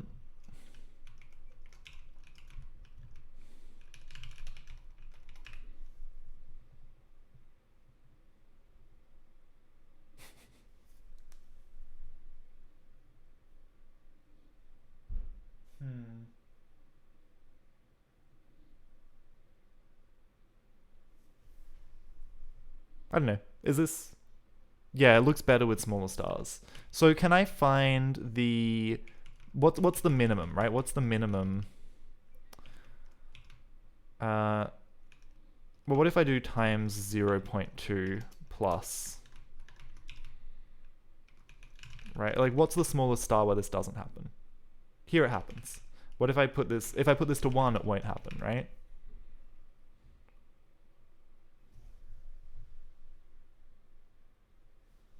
So this is probably the smallest I can go without it happening. What about 0.9, right? Is it still noticeable here? Because I guess if a few stars do it, it's not the end of the world. Like, that isn't awful, right? That's serviceable. And then if I bump the scale up just like a tiny bit, we might get more of that starlight variation kind of galaxy feel. Meh. Okay, well, look, I can play with these numbers, but that does feel like a cool place to start.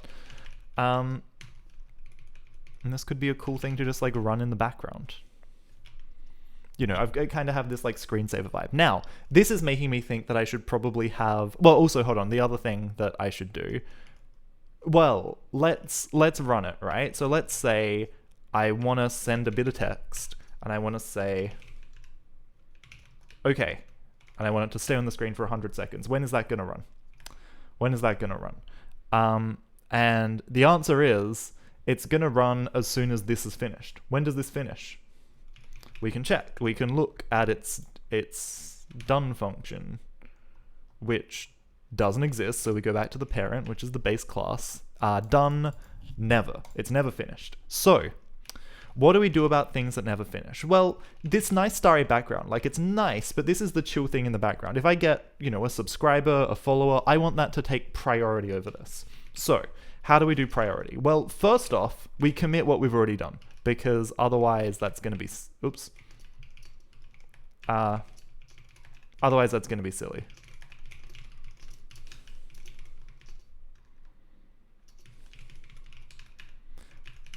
Okay, now, in main, again, we're probably gonna, actually in queue, right, in queue. Now when we add a thing, we're gonna do a priority. And we'll say if local p is priority or 0, I will have a default priority of 0. And we'll say, you know, higher priority. So if an event with a higher priority than the current thing we're running comes in, then we want that to jump out in front.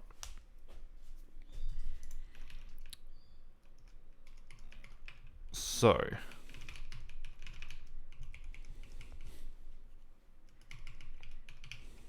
we probably want to keep track of current priority, or let's maybe say last taken priority. Right, the priority of the last thing we took out, what was it? So we need a local to grab this on the way out the door now, and we'll say self.last taken priority equals o.priority. We're gonna have to add this to E as well.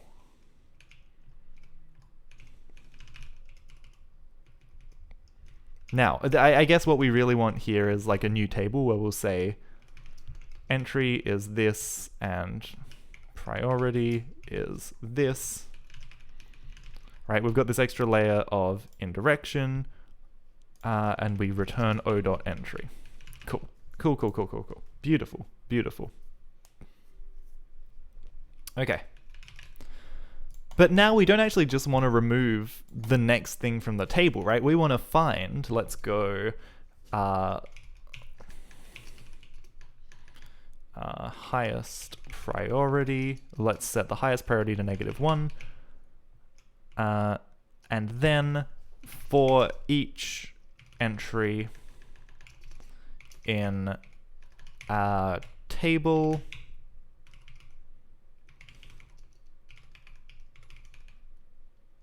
it's end, not done. I always think I'm writing bash for some reason. So for each thing, we want to say that if v.priority is bigger than the current highest, then the highest priority is going to be equal to v.priority, and we want to track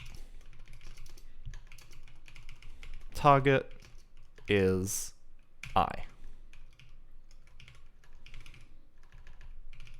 And end. It's not done, it's end. Cool. So now we want to remove whatever is at target. But we probably want to say if target is less than 0, then something's gone wrong. Actually, it just means there's nothing, so we just return nil. Cool, cool, cool. So, hopefully this is just going to work nicely. That'll feels good to me. That'll feels good to me. And only if it's greater, right? So it's the first thing in our table that has a priority that's bigger than this. Now, iteration order of a table goes from first to last. So that should be okay, I think. We'll find out. Table remove is really slow, but that's okay. We don't really care in this situation. It's not really the end of the world. Now, the other thing we probably want to say is we want to say q dot should interrupt, right? And this is basically just going to tell us, is there an entry in our list that has a higher priority than the current highest priority? So let's do this. Basically, we're just going to do this loop again, but we're going to just find the highest priority. We're not going to care what the target is. And then we return highest priority greater than this dot last taken priority. And it's actually self, not this. Other than that, that all feels good. Cool. So that's the simplest interrupt system we could come up with, right? That's the simplest thing we could possibly do. Now,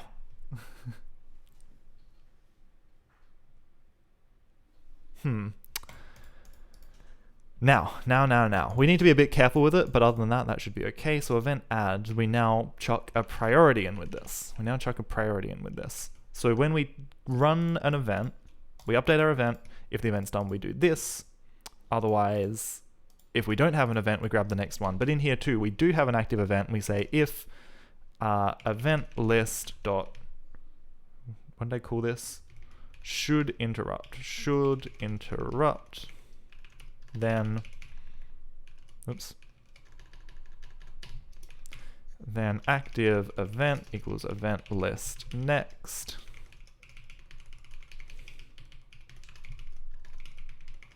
Maybe at some point we'll come around to restoring previous events, but you know, that's okay. Maybe they need to go in their own little like interrupted list and then come back.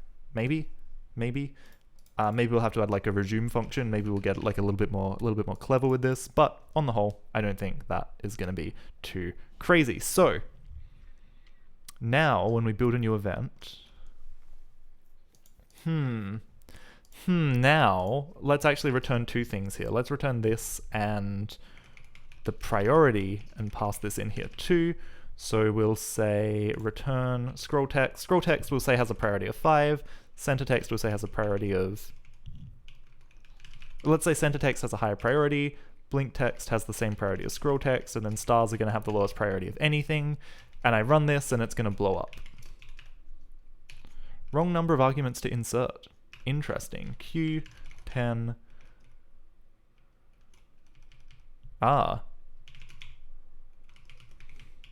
Somehow I lost an argument there. That's okay. I'm good at losing arguments. I pair. So I just misspelled a special function. Compare number with table. Now this is more interesting. 30, v priority, v dot priority, priority, entries, self dot entries, entry v dot priority, highest priority equals this. So okay. E. Oh. Hold on, what happened here? Something went very, very sour there. So that was some bad typing. That is okay. Okay, so now nil.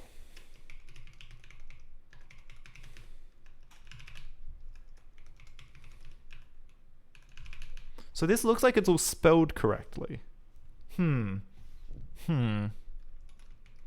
How do we get here? Compare number with nil. Next. Line 30, priority, v.priority, which is an entry in entries, which has an entry and it has a priority, and priority is spelled correctly, which is important. Highest priority is also spelled correctly, which is important. Why is it nil? Why have we got a nil here? iPair, self.entries.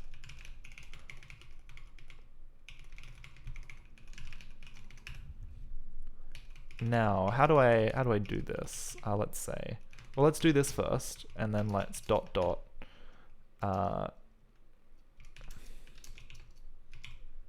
toString v dot entry.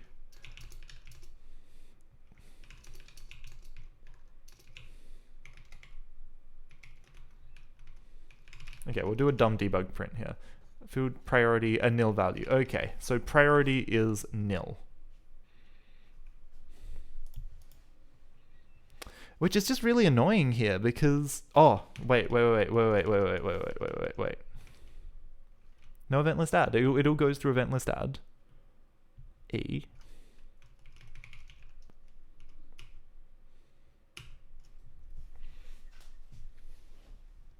How did this happen? How is this field nil? This doesn't really make sense to me. Field priority, a nil value. Let's just turn that nil into a string, and then we'll see what's up a bit better. Okay, so it gets this thing, but then p somehow comes in as nil. Oh, I forgot to use the shadow variable that actually did the thing. Okay, cool. That makes sense. That actually makes sense now. iPairs. It's just typos today. I feel like my brain's a bit slower than usual. Cool. Bobby, he was in the process of writing it out. He was coming to my rescue. Okay, scroll, foobar, baz. Nice, and it interrupts, which is cool. My text is a little bit too dark, which isn't so cool, but that's okay. I can do some stars. They're less stars, but there we go. So now I can scroll. Let's do this really slow. Really slow, okay? But now if I go middle print, important,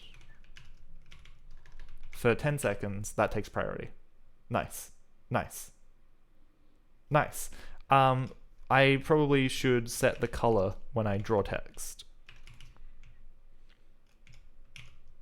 When I draw text stars, we set the color. So I probably want to say set color 1111.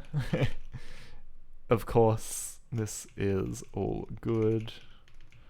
1111. We just want to draw our text nice and bright. Cool. So scroll. Nice. And now our text is no longer a weird off gray color. But yeah, saw it right before I caught it. Okay. It's not a race, but I also always like to catch these things before you do. It makes me feel like I'm doing the right thing. Okay. So this is good. We kind of have a priority system. Is that another thing I can check off my list? Register event types. We haven't really done this because I'm not sure if I actually want to do it, but we did priority. What is register? What? I mean, we kind of did this, right? This is why we have from parts, and like maybe it is actually better if you say register event, you tie this name to this class, and then our main function doesn't have to do this. All we have to do is look up a name and then pass in the rest of the command to it. Maybe that would be better. Maybe that is what I should be moving towards. And then each class could just be like event register type and give itself a name, and then it'll magically links up together. All we have to do is require it once. Maybe that's good. That's kind of what I've built, right? That's kind of what I've built. So let's commit. Let's commit what I've done. Main and queue. Priority queue with interrupt. An extremely primitive priority queue, but a priority queue nonetheless. Add events, text, Okay, so make text always white. Very important as well. So let's do it. Let's go into events. Let's go into events base. And we'll make this part of events base. We'll say, this is what I started writing this like an hour ago, but I'm actually coming back to do it. We'll call it registry. It's an empty table. We'll make a function. We'll call it register. We'll give it a name. We'll give it a class. We'll say registry name equals class. Too simple. Too simple. Now, maybe we should check and see if the name already exists. That might be a good idea. If registry name is not nil, then error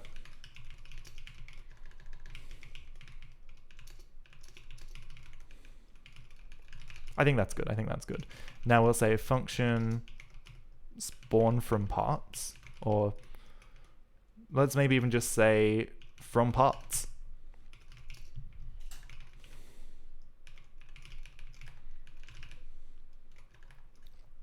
And so if register, we'll grab it, we'll say local registry name.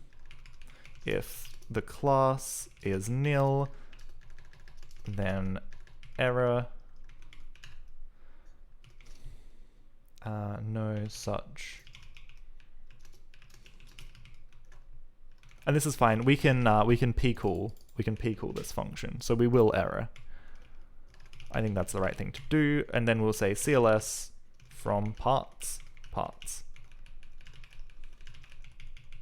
And actually, hold on. It's the first thing. So we'll say local name equals parts 1. Beautiful. If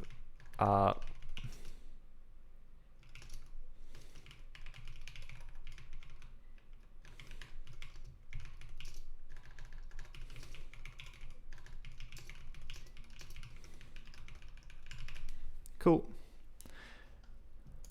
So this just automates it a little bit more. It makes it a little bit more magic.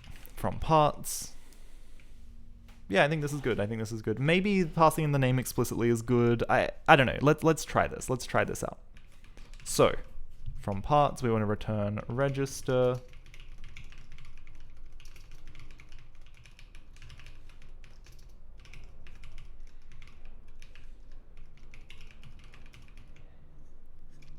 The only thing we don't get is the priority. The only thing we don't get is the priority. Okay, actually, you know what we can do? You know what we can do? And this is really silly, but maybe we give it a priority here as well. Maybe when we register, so that way we could bind different names to the same thing, but give them different priorities. I think that makes sense. I think that makes sense. So let's do it like this. Equals. Let's do it like this. Registry name.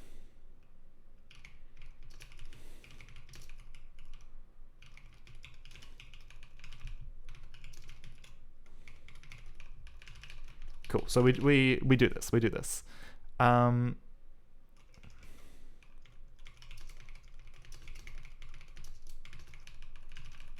And we override it like that. Okay, so when we use build new event, instead of this, we're just gonna say events.fromParts with the command, with all the command parts. Beautiful. So if I run this now, what are we gonna get? Other than an error.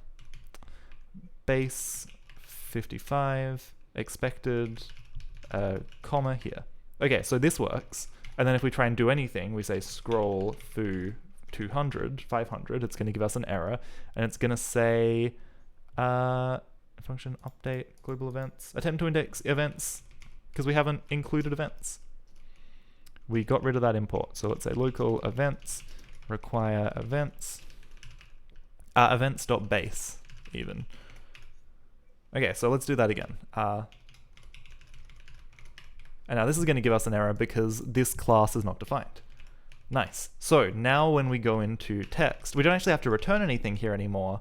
We just need to run some code that says events dot register.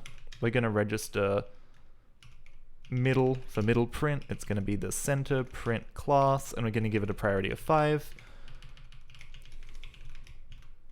We're going to give scroll a priority of 5, and we're going to give blink a priority of 5. Let's return as well, but we don't need to anymore.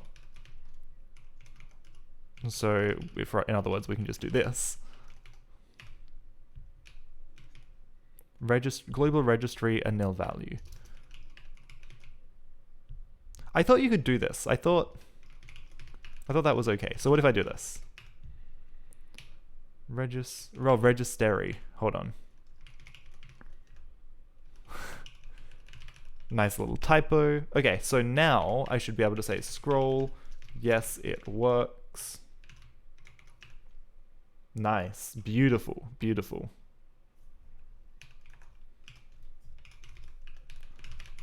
So now we should just register the stars as well, probably. Maybe. Maybe not. I might have different plans for the stars. Cool, but we can get rid of build new event. Build new event has been superseded.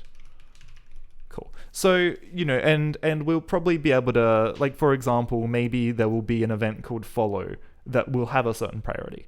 That will just be another event, but we'll give it a name so that we can tie a priority to it. So that's good. So we can actually check that off as well.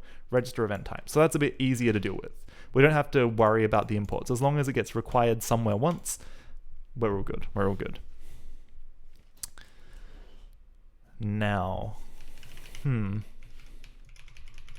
maybe we can use this file events.lua for something after all. Maybe this should just require all of our events. All the ones we want to be registered.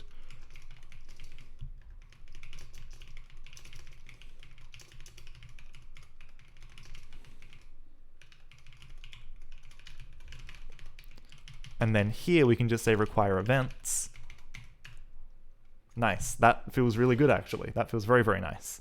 Now, one thing with these stars is we are going to run out of stars on the right-hand side of the screen. Let's just do something really simple here to fix that.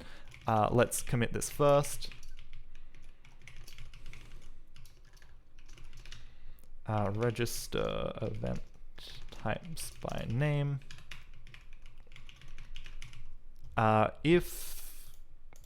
When we update a star, if star.x is greater than, let's subtract. Let's go right to left. If it's less than 0, then star.x equals star.x plus love.graphics.getWidth plus 10. Just a little bit off the screen. Cool, so now this would run forever. And actually, let's crank up the speed to do exactly that. Times, let's go at 100 pixels a second. Let's have them fly across the screen. Nice, so we have an infinite random star field. At 400, that movement seemed kind of choppy. I'm also noticing, there's lots of things right now that feel a little bit choppy. I wonder what that is. Huh. What am I doing that is slowing everything on my computer down? Why is this? Because, like, I can hear my fans. I can feel it. They're not going crazy, but it's definitely contending with my CPU, which is weird. Yeah, I can see that it's choppy. This could just be settings. What have we got? What if I check this box? No, that's silly. That's my Discord. Is that better? Maybe. Nah, it's still choppy. Weird. What's going on here? Like, this is just a window. Is it an off-screen window issue? So that seems smoother, right? What if I move it off screen? Does it get less smooth? What if I put it over here?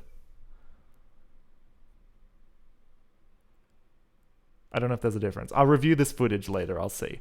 I hope this isn't flawed in principle. That would be a real shame.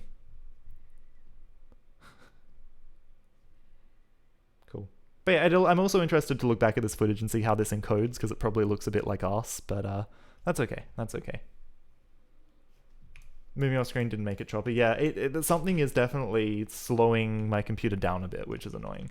I really should set up my old computer just as an encoder, because it's got an i7 2600K in it, and I could probably, I don't know.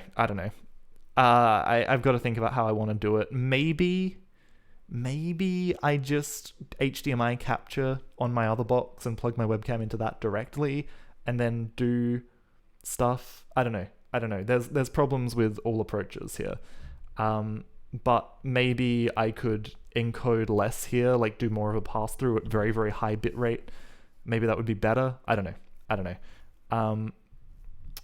I've got thoughts, but I definitely feel like my system struggles sometimes while I'm streaming, which is annoying. Anyway.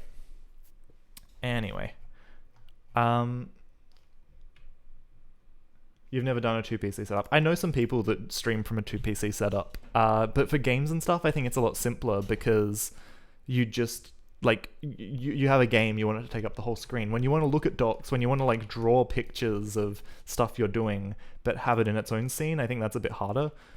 But that said, I could just swap scenes, because that's all, this is just my whole monitor right now, and I just swap scenes, so I guess it wouldn't be fundamentally different. It's just having a good enough HDMI capture device on the second streaming PC, which I do not currently have. I don't have it on my desk, but I have one of those crappy $5 AliExpress USB ones, and it looks really, really bad. Cool. So this is nice. This is really nice. Now, what did I change here? Oh yeah. Oops.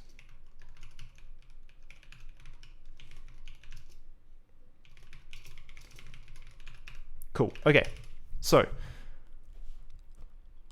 maybe it would be nice at the base layer to just kind of have a root event. Let's call it root.lure, or let's call it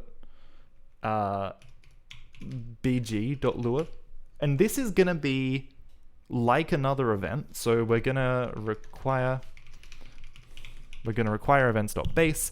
We're going to make a new event type. We're going to call it bg events. Oops.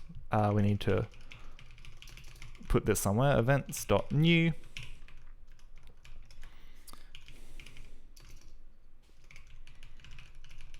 And this is going to be another layer deeper. So we're going to use this, we're going to have a scene embedded within a scene, but this one is never going to expire, right? It's also always going to be interrupted, but with the idea that hopefully we can always come back to it.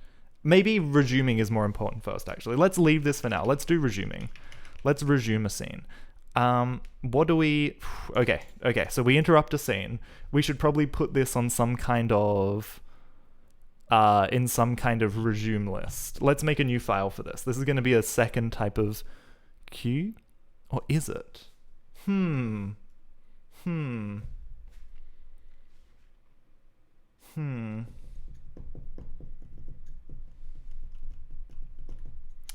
Let's just make another queue. Let's make a local resume queue.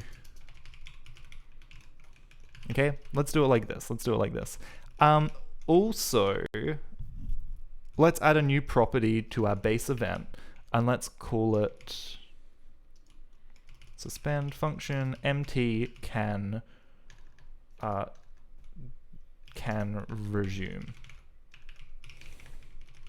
And this will be true for everything unless specified, right? So scrolling text across the screen that's low priority, we probably never want to resume that. It's whatever, it's gone.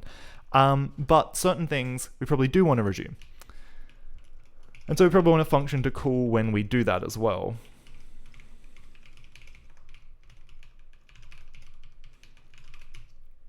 Cool. Okay. Awesome. So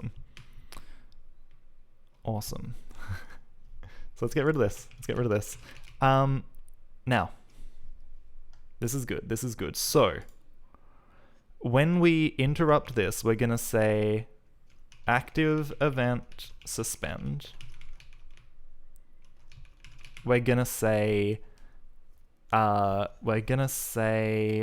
resume.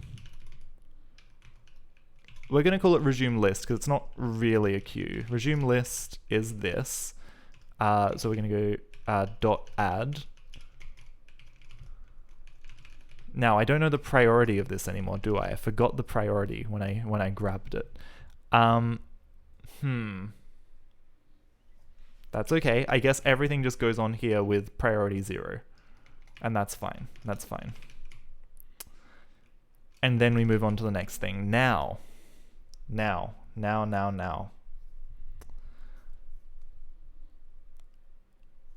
If we've finished, let's say local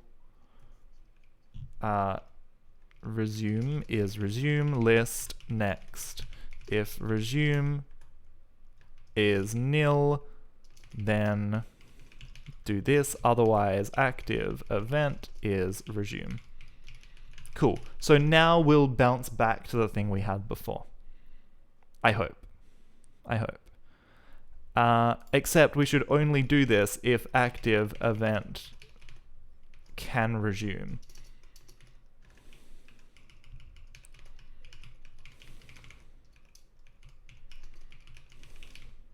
So only put it in this list if it can resume, otherwise we just throw it away and forget about it.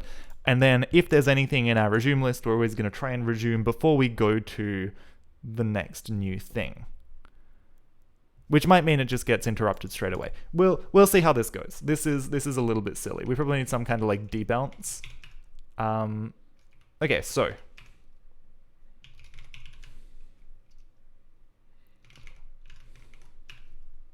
this should, I see that is a little jerky, isn't it? It should go back afterwards. Nice.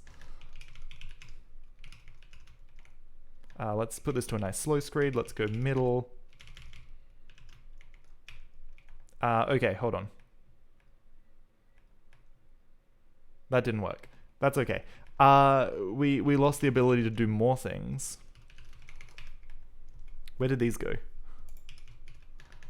So what happened here? Less is nice. Less is nice. Okay. What happened here? Should interrupt. This should be true, right? Resume list next. Except, do we never... we never know what our current priority... Okay, so what this actually means is we never actually know our current priority. So we should pass this in. This should be a... We shouldn't track this inside the queue because we now have 2 queues. Oh, less nice. Yes, sorry, I'm with you. I misunderstood the grouping of that less. So let's stop tracking last take. Yeah. Okay, let's stop tracking that. When we get our next thing now, though, maybe we should actually just say o.priority as well, so that we keep track of this priority manually. So let's say local current event priority. It'll be 0. When we take the next thing,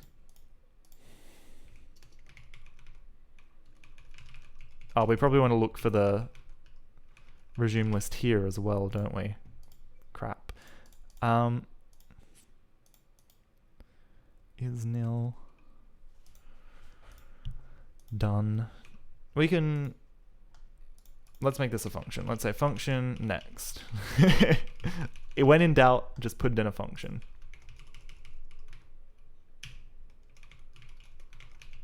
When in doubt, chuck it in a function. This is a good thing to live your life by. So now here, when we just say next, we just call next instead. Okay, so we try and get the thing from the resume list, and we set the current event priority by this. except we need to make sure we always return a number here as well. So every return here should just give us back, I guess, maybe -1. -1. Maybe it should be 0 actually. I think -1 might have issues. Let's just say 0. This is okay. So when we get something out of here, we always have to give back another number. Multiple returns are magic. They're so powerful. I love it about Go as well. Split the difference at -0. I was doing a classroom session with some kids, and one of them was playing with stupidly large floating point numbers, and they managed to get a -0, and they were like, how do I have -0? And I was like, okay, so computers represent floating point numbers. I started going down this rabbit hole, and I was like, there's so much nuance to this that it's going to be hard to explain. But they took my word for there being a good reason for it.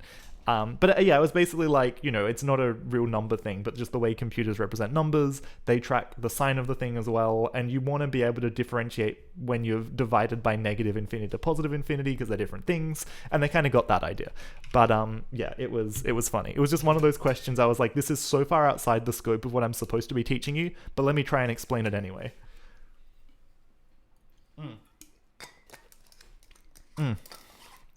Cool. Okay, so resume. This is good. So we're updating the current event priority every time we take something out of this list, which is great, which we really love. Event is nil. If we should interrupt it, we suspend it, we add it to our list, otherwise we say next. No, hold on, but we have to take from this. So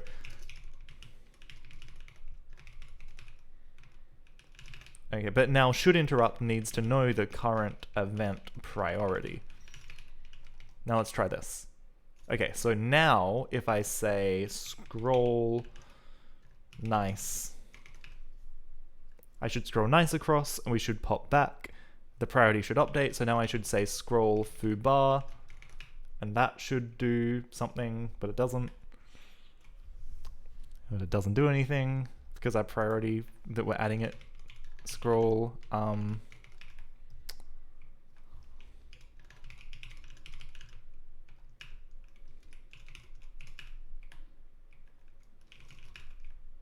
okay, so I don't know why that happens. An event comes in.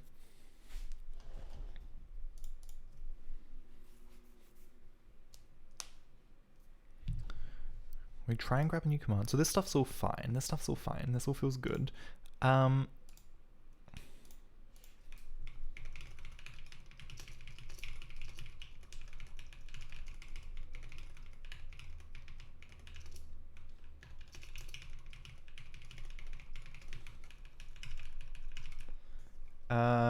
You're reaching the point where your brain's beginning to mush. I think I reached that point ages ago. Obviously, go do whatever. It's probably like a really stupid time of day for you.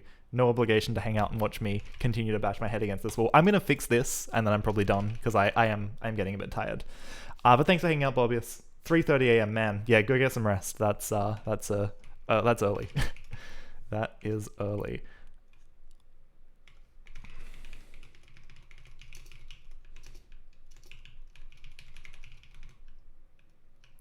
Current event priority. So we'll get the priority of the thing that we're jumping to next. Now, here's the other thing. Current. We should trash it on this list, throw it on this list with the priority. Okay, so let's try that. Let's see what this prints out. Scroll. So we know this works. Interrupted with a thing with priority 5. Then we're resuming with priority 0. And that does nothing. Why does that do nothing? Why does it do nothing?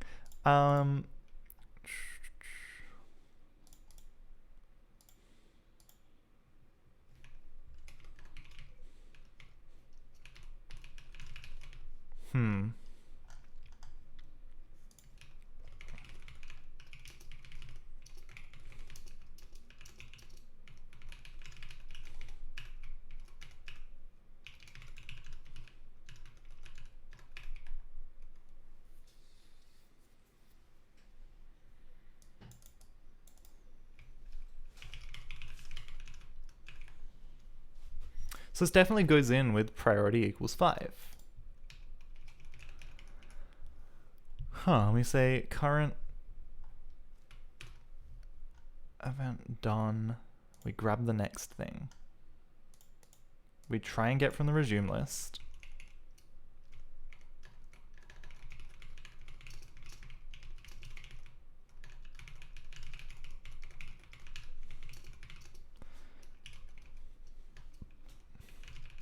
No, hold on.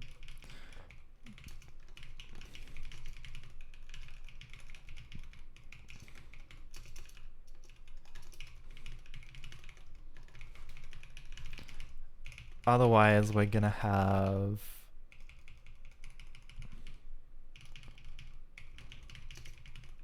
this. Okay, so this is gonna just tell us everything that's going on, right? This is gonna tell us everything that's going on. We're gonna scroll across the screen a little bit slower than I would have liked. A lot slower than I would have liked. I meant to type 1,000, but we'll tolerate 100. There it goes. It's 4,000 It's 1,400 pixels wide, so that's, I guess, approximately 14 seconds. Resumed event, so our priority is 0. So now we say scroll, wow, 100. I still did 100, which is silly. Okay, so why don't we interrupt? Because our priority is 0 and our new priority is 5, and this is the same condition we had before. Should interrupt. Right, we know that we've resumed an event at priority. Make sure our spelling's correct, but it is. So we've resumed. We check if we should interrupt with our current event priority. And we've just added an event with priority 5.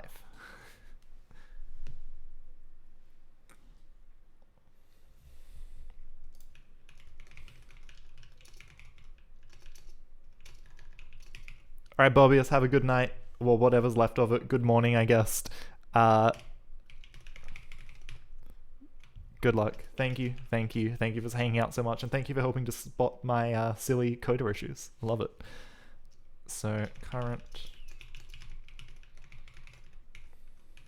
Let's just see. Let's see if we can get it to report this every time we look. So this is a lot of spam, right? Okay, so that's good. Because that got taken. So what about now? What about now? Max priority 5, current 5. So when does current never gets reset? Current never gets reset. But it looks like it should, right? Because it looks like we set it here. So something's going wrong. Resumed event, prio equals 0. Resumed event. Resume. Current event priority. Oh, local. That's the local keyword for you. PR. Current event priority equals PR. There we go. That'll do it.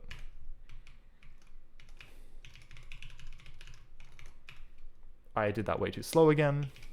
Let's queue up a few.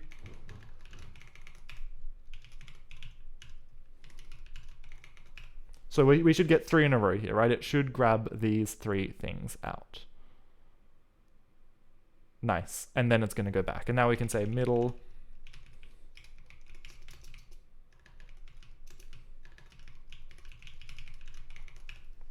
We can print this out for 100 seconds. That'll hang out there and then it'll go back. Beautiful, beautiful. Let's get rid of this very noisy. So it was just local. It was just the word local. We'll keep our little debug log in there because that is useful.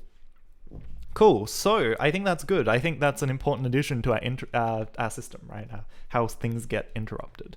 Now, what would be cool, and I think something that would be nice for next time, is to have some kind of base layer that always runs, that cycles between a couple of these screensaver-like things, like these starry sky visualizations, you know.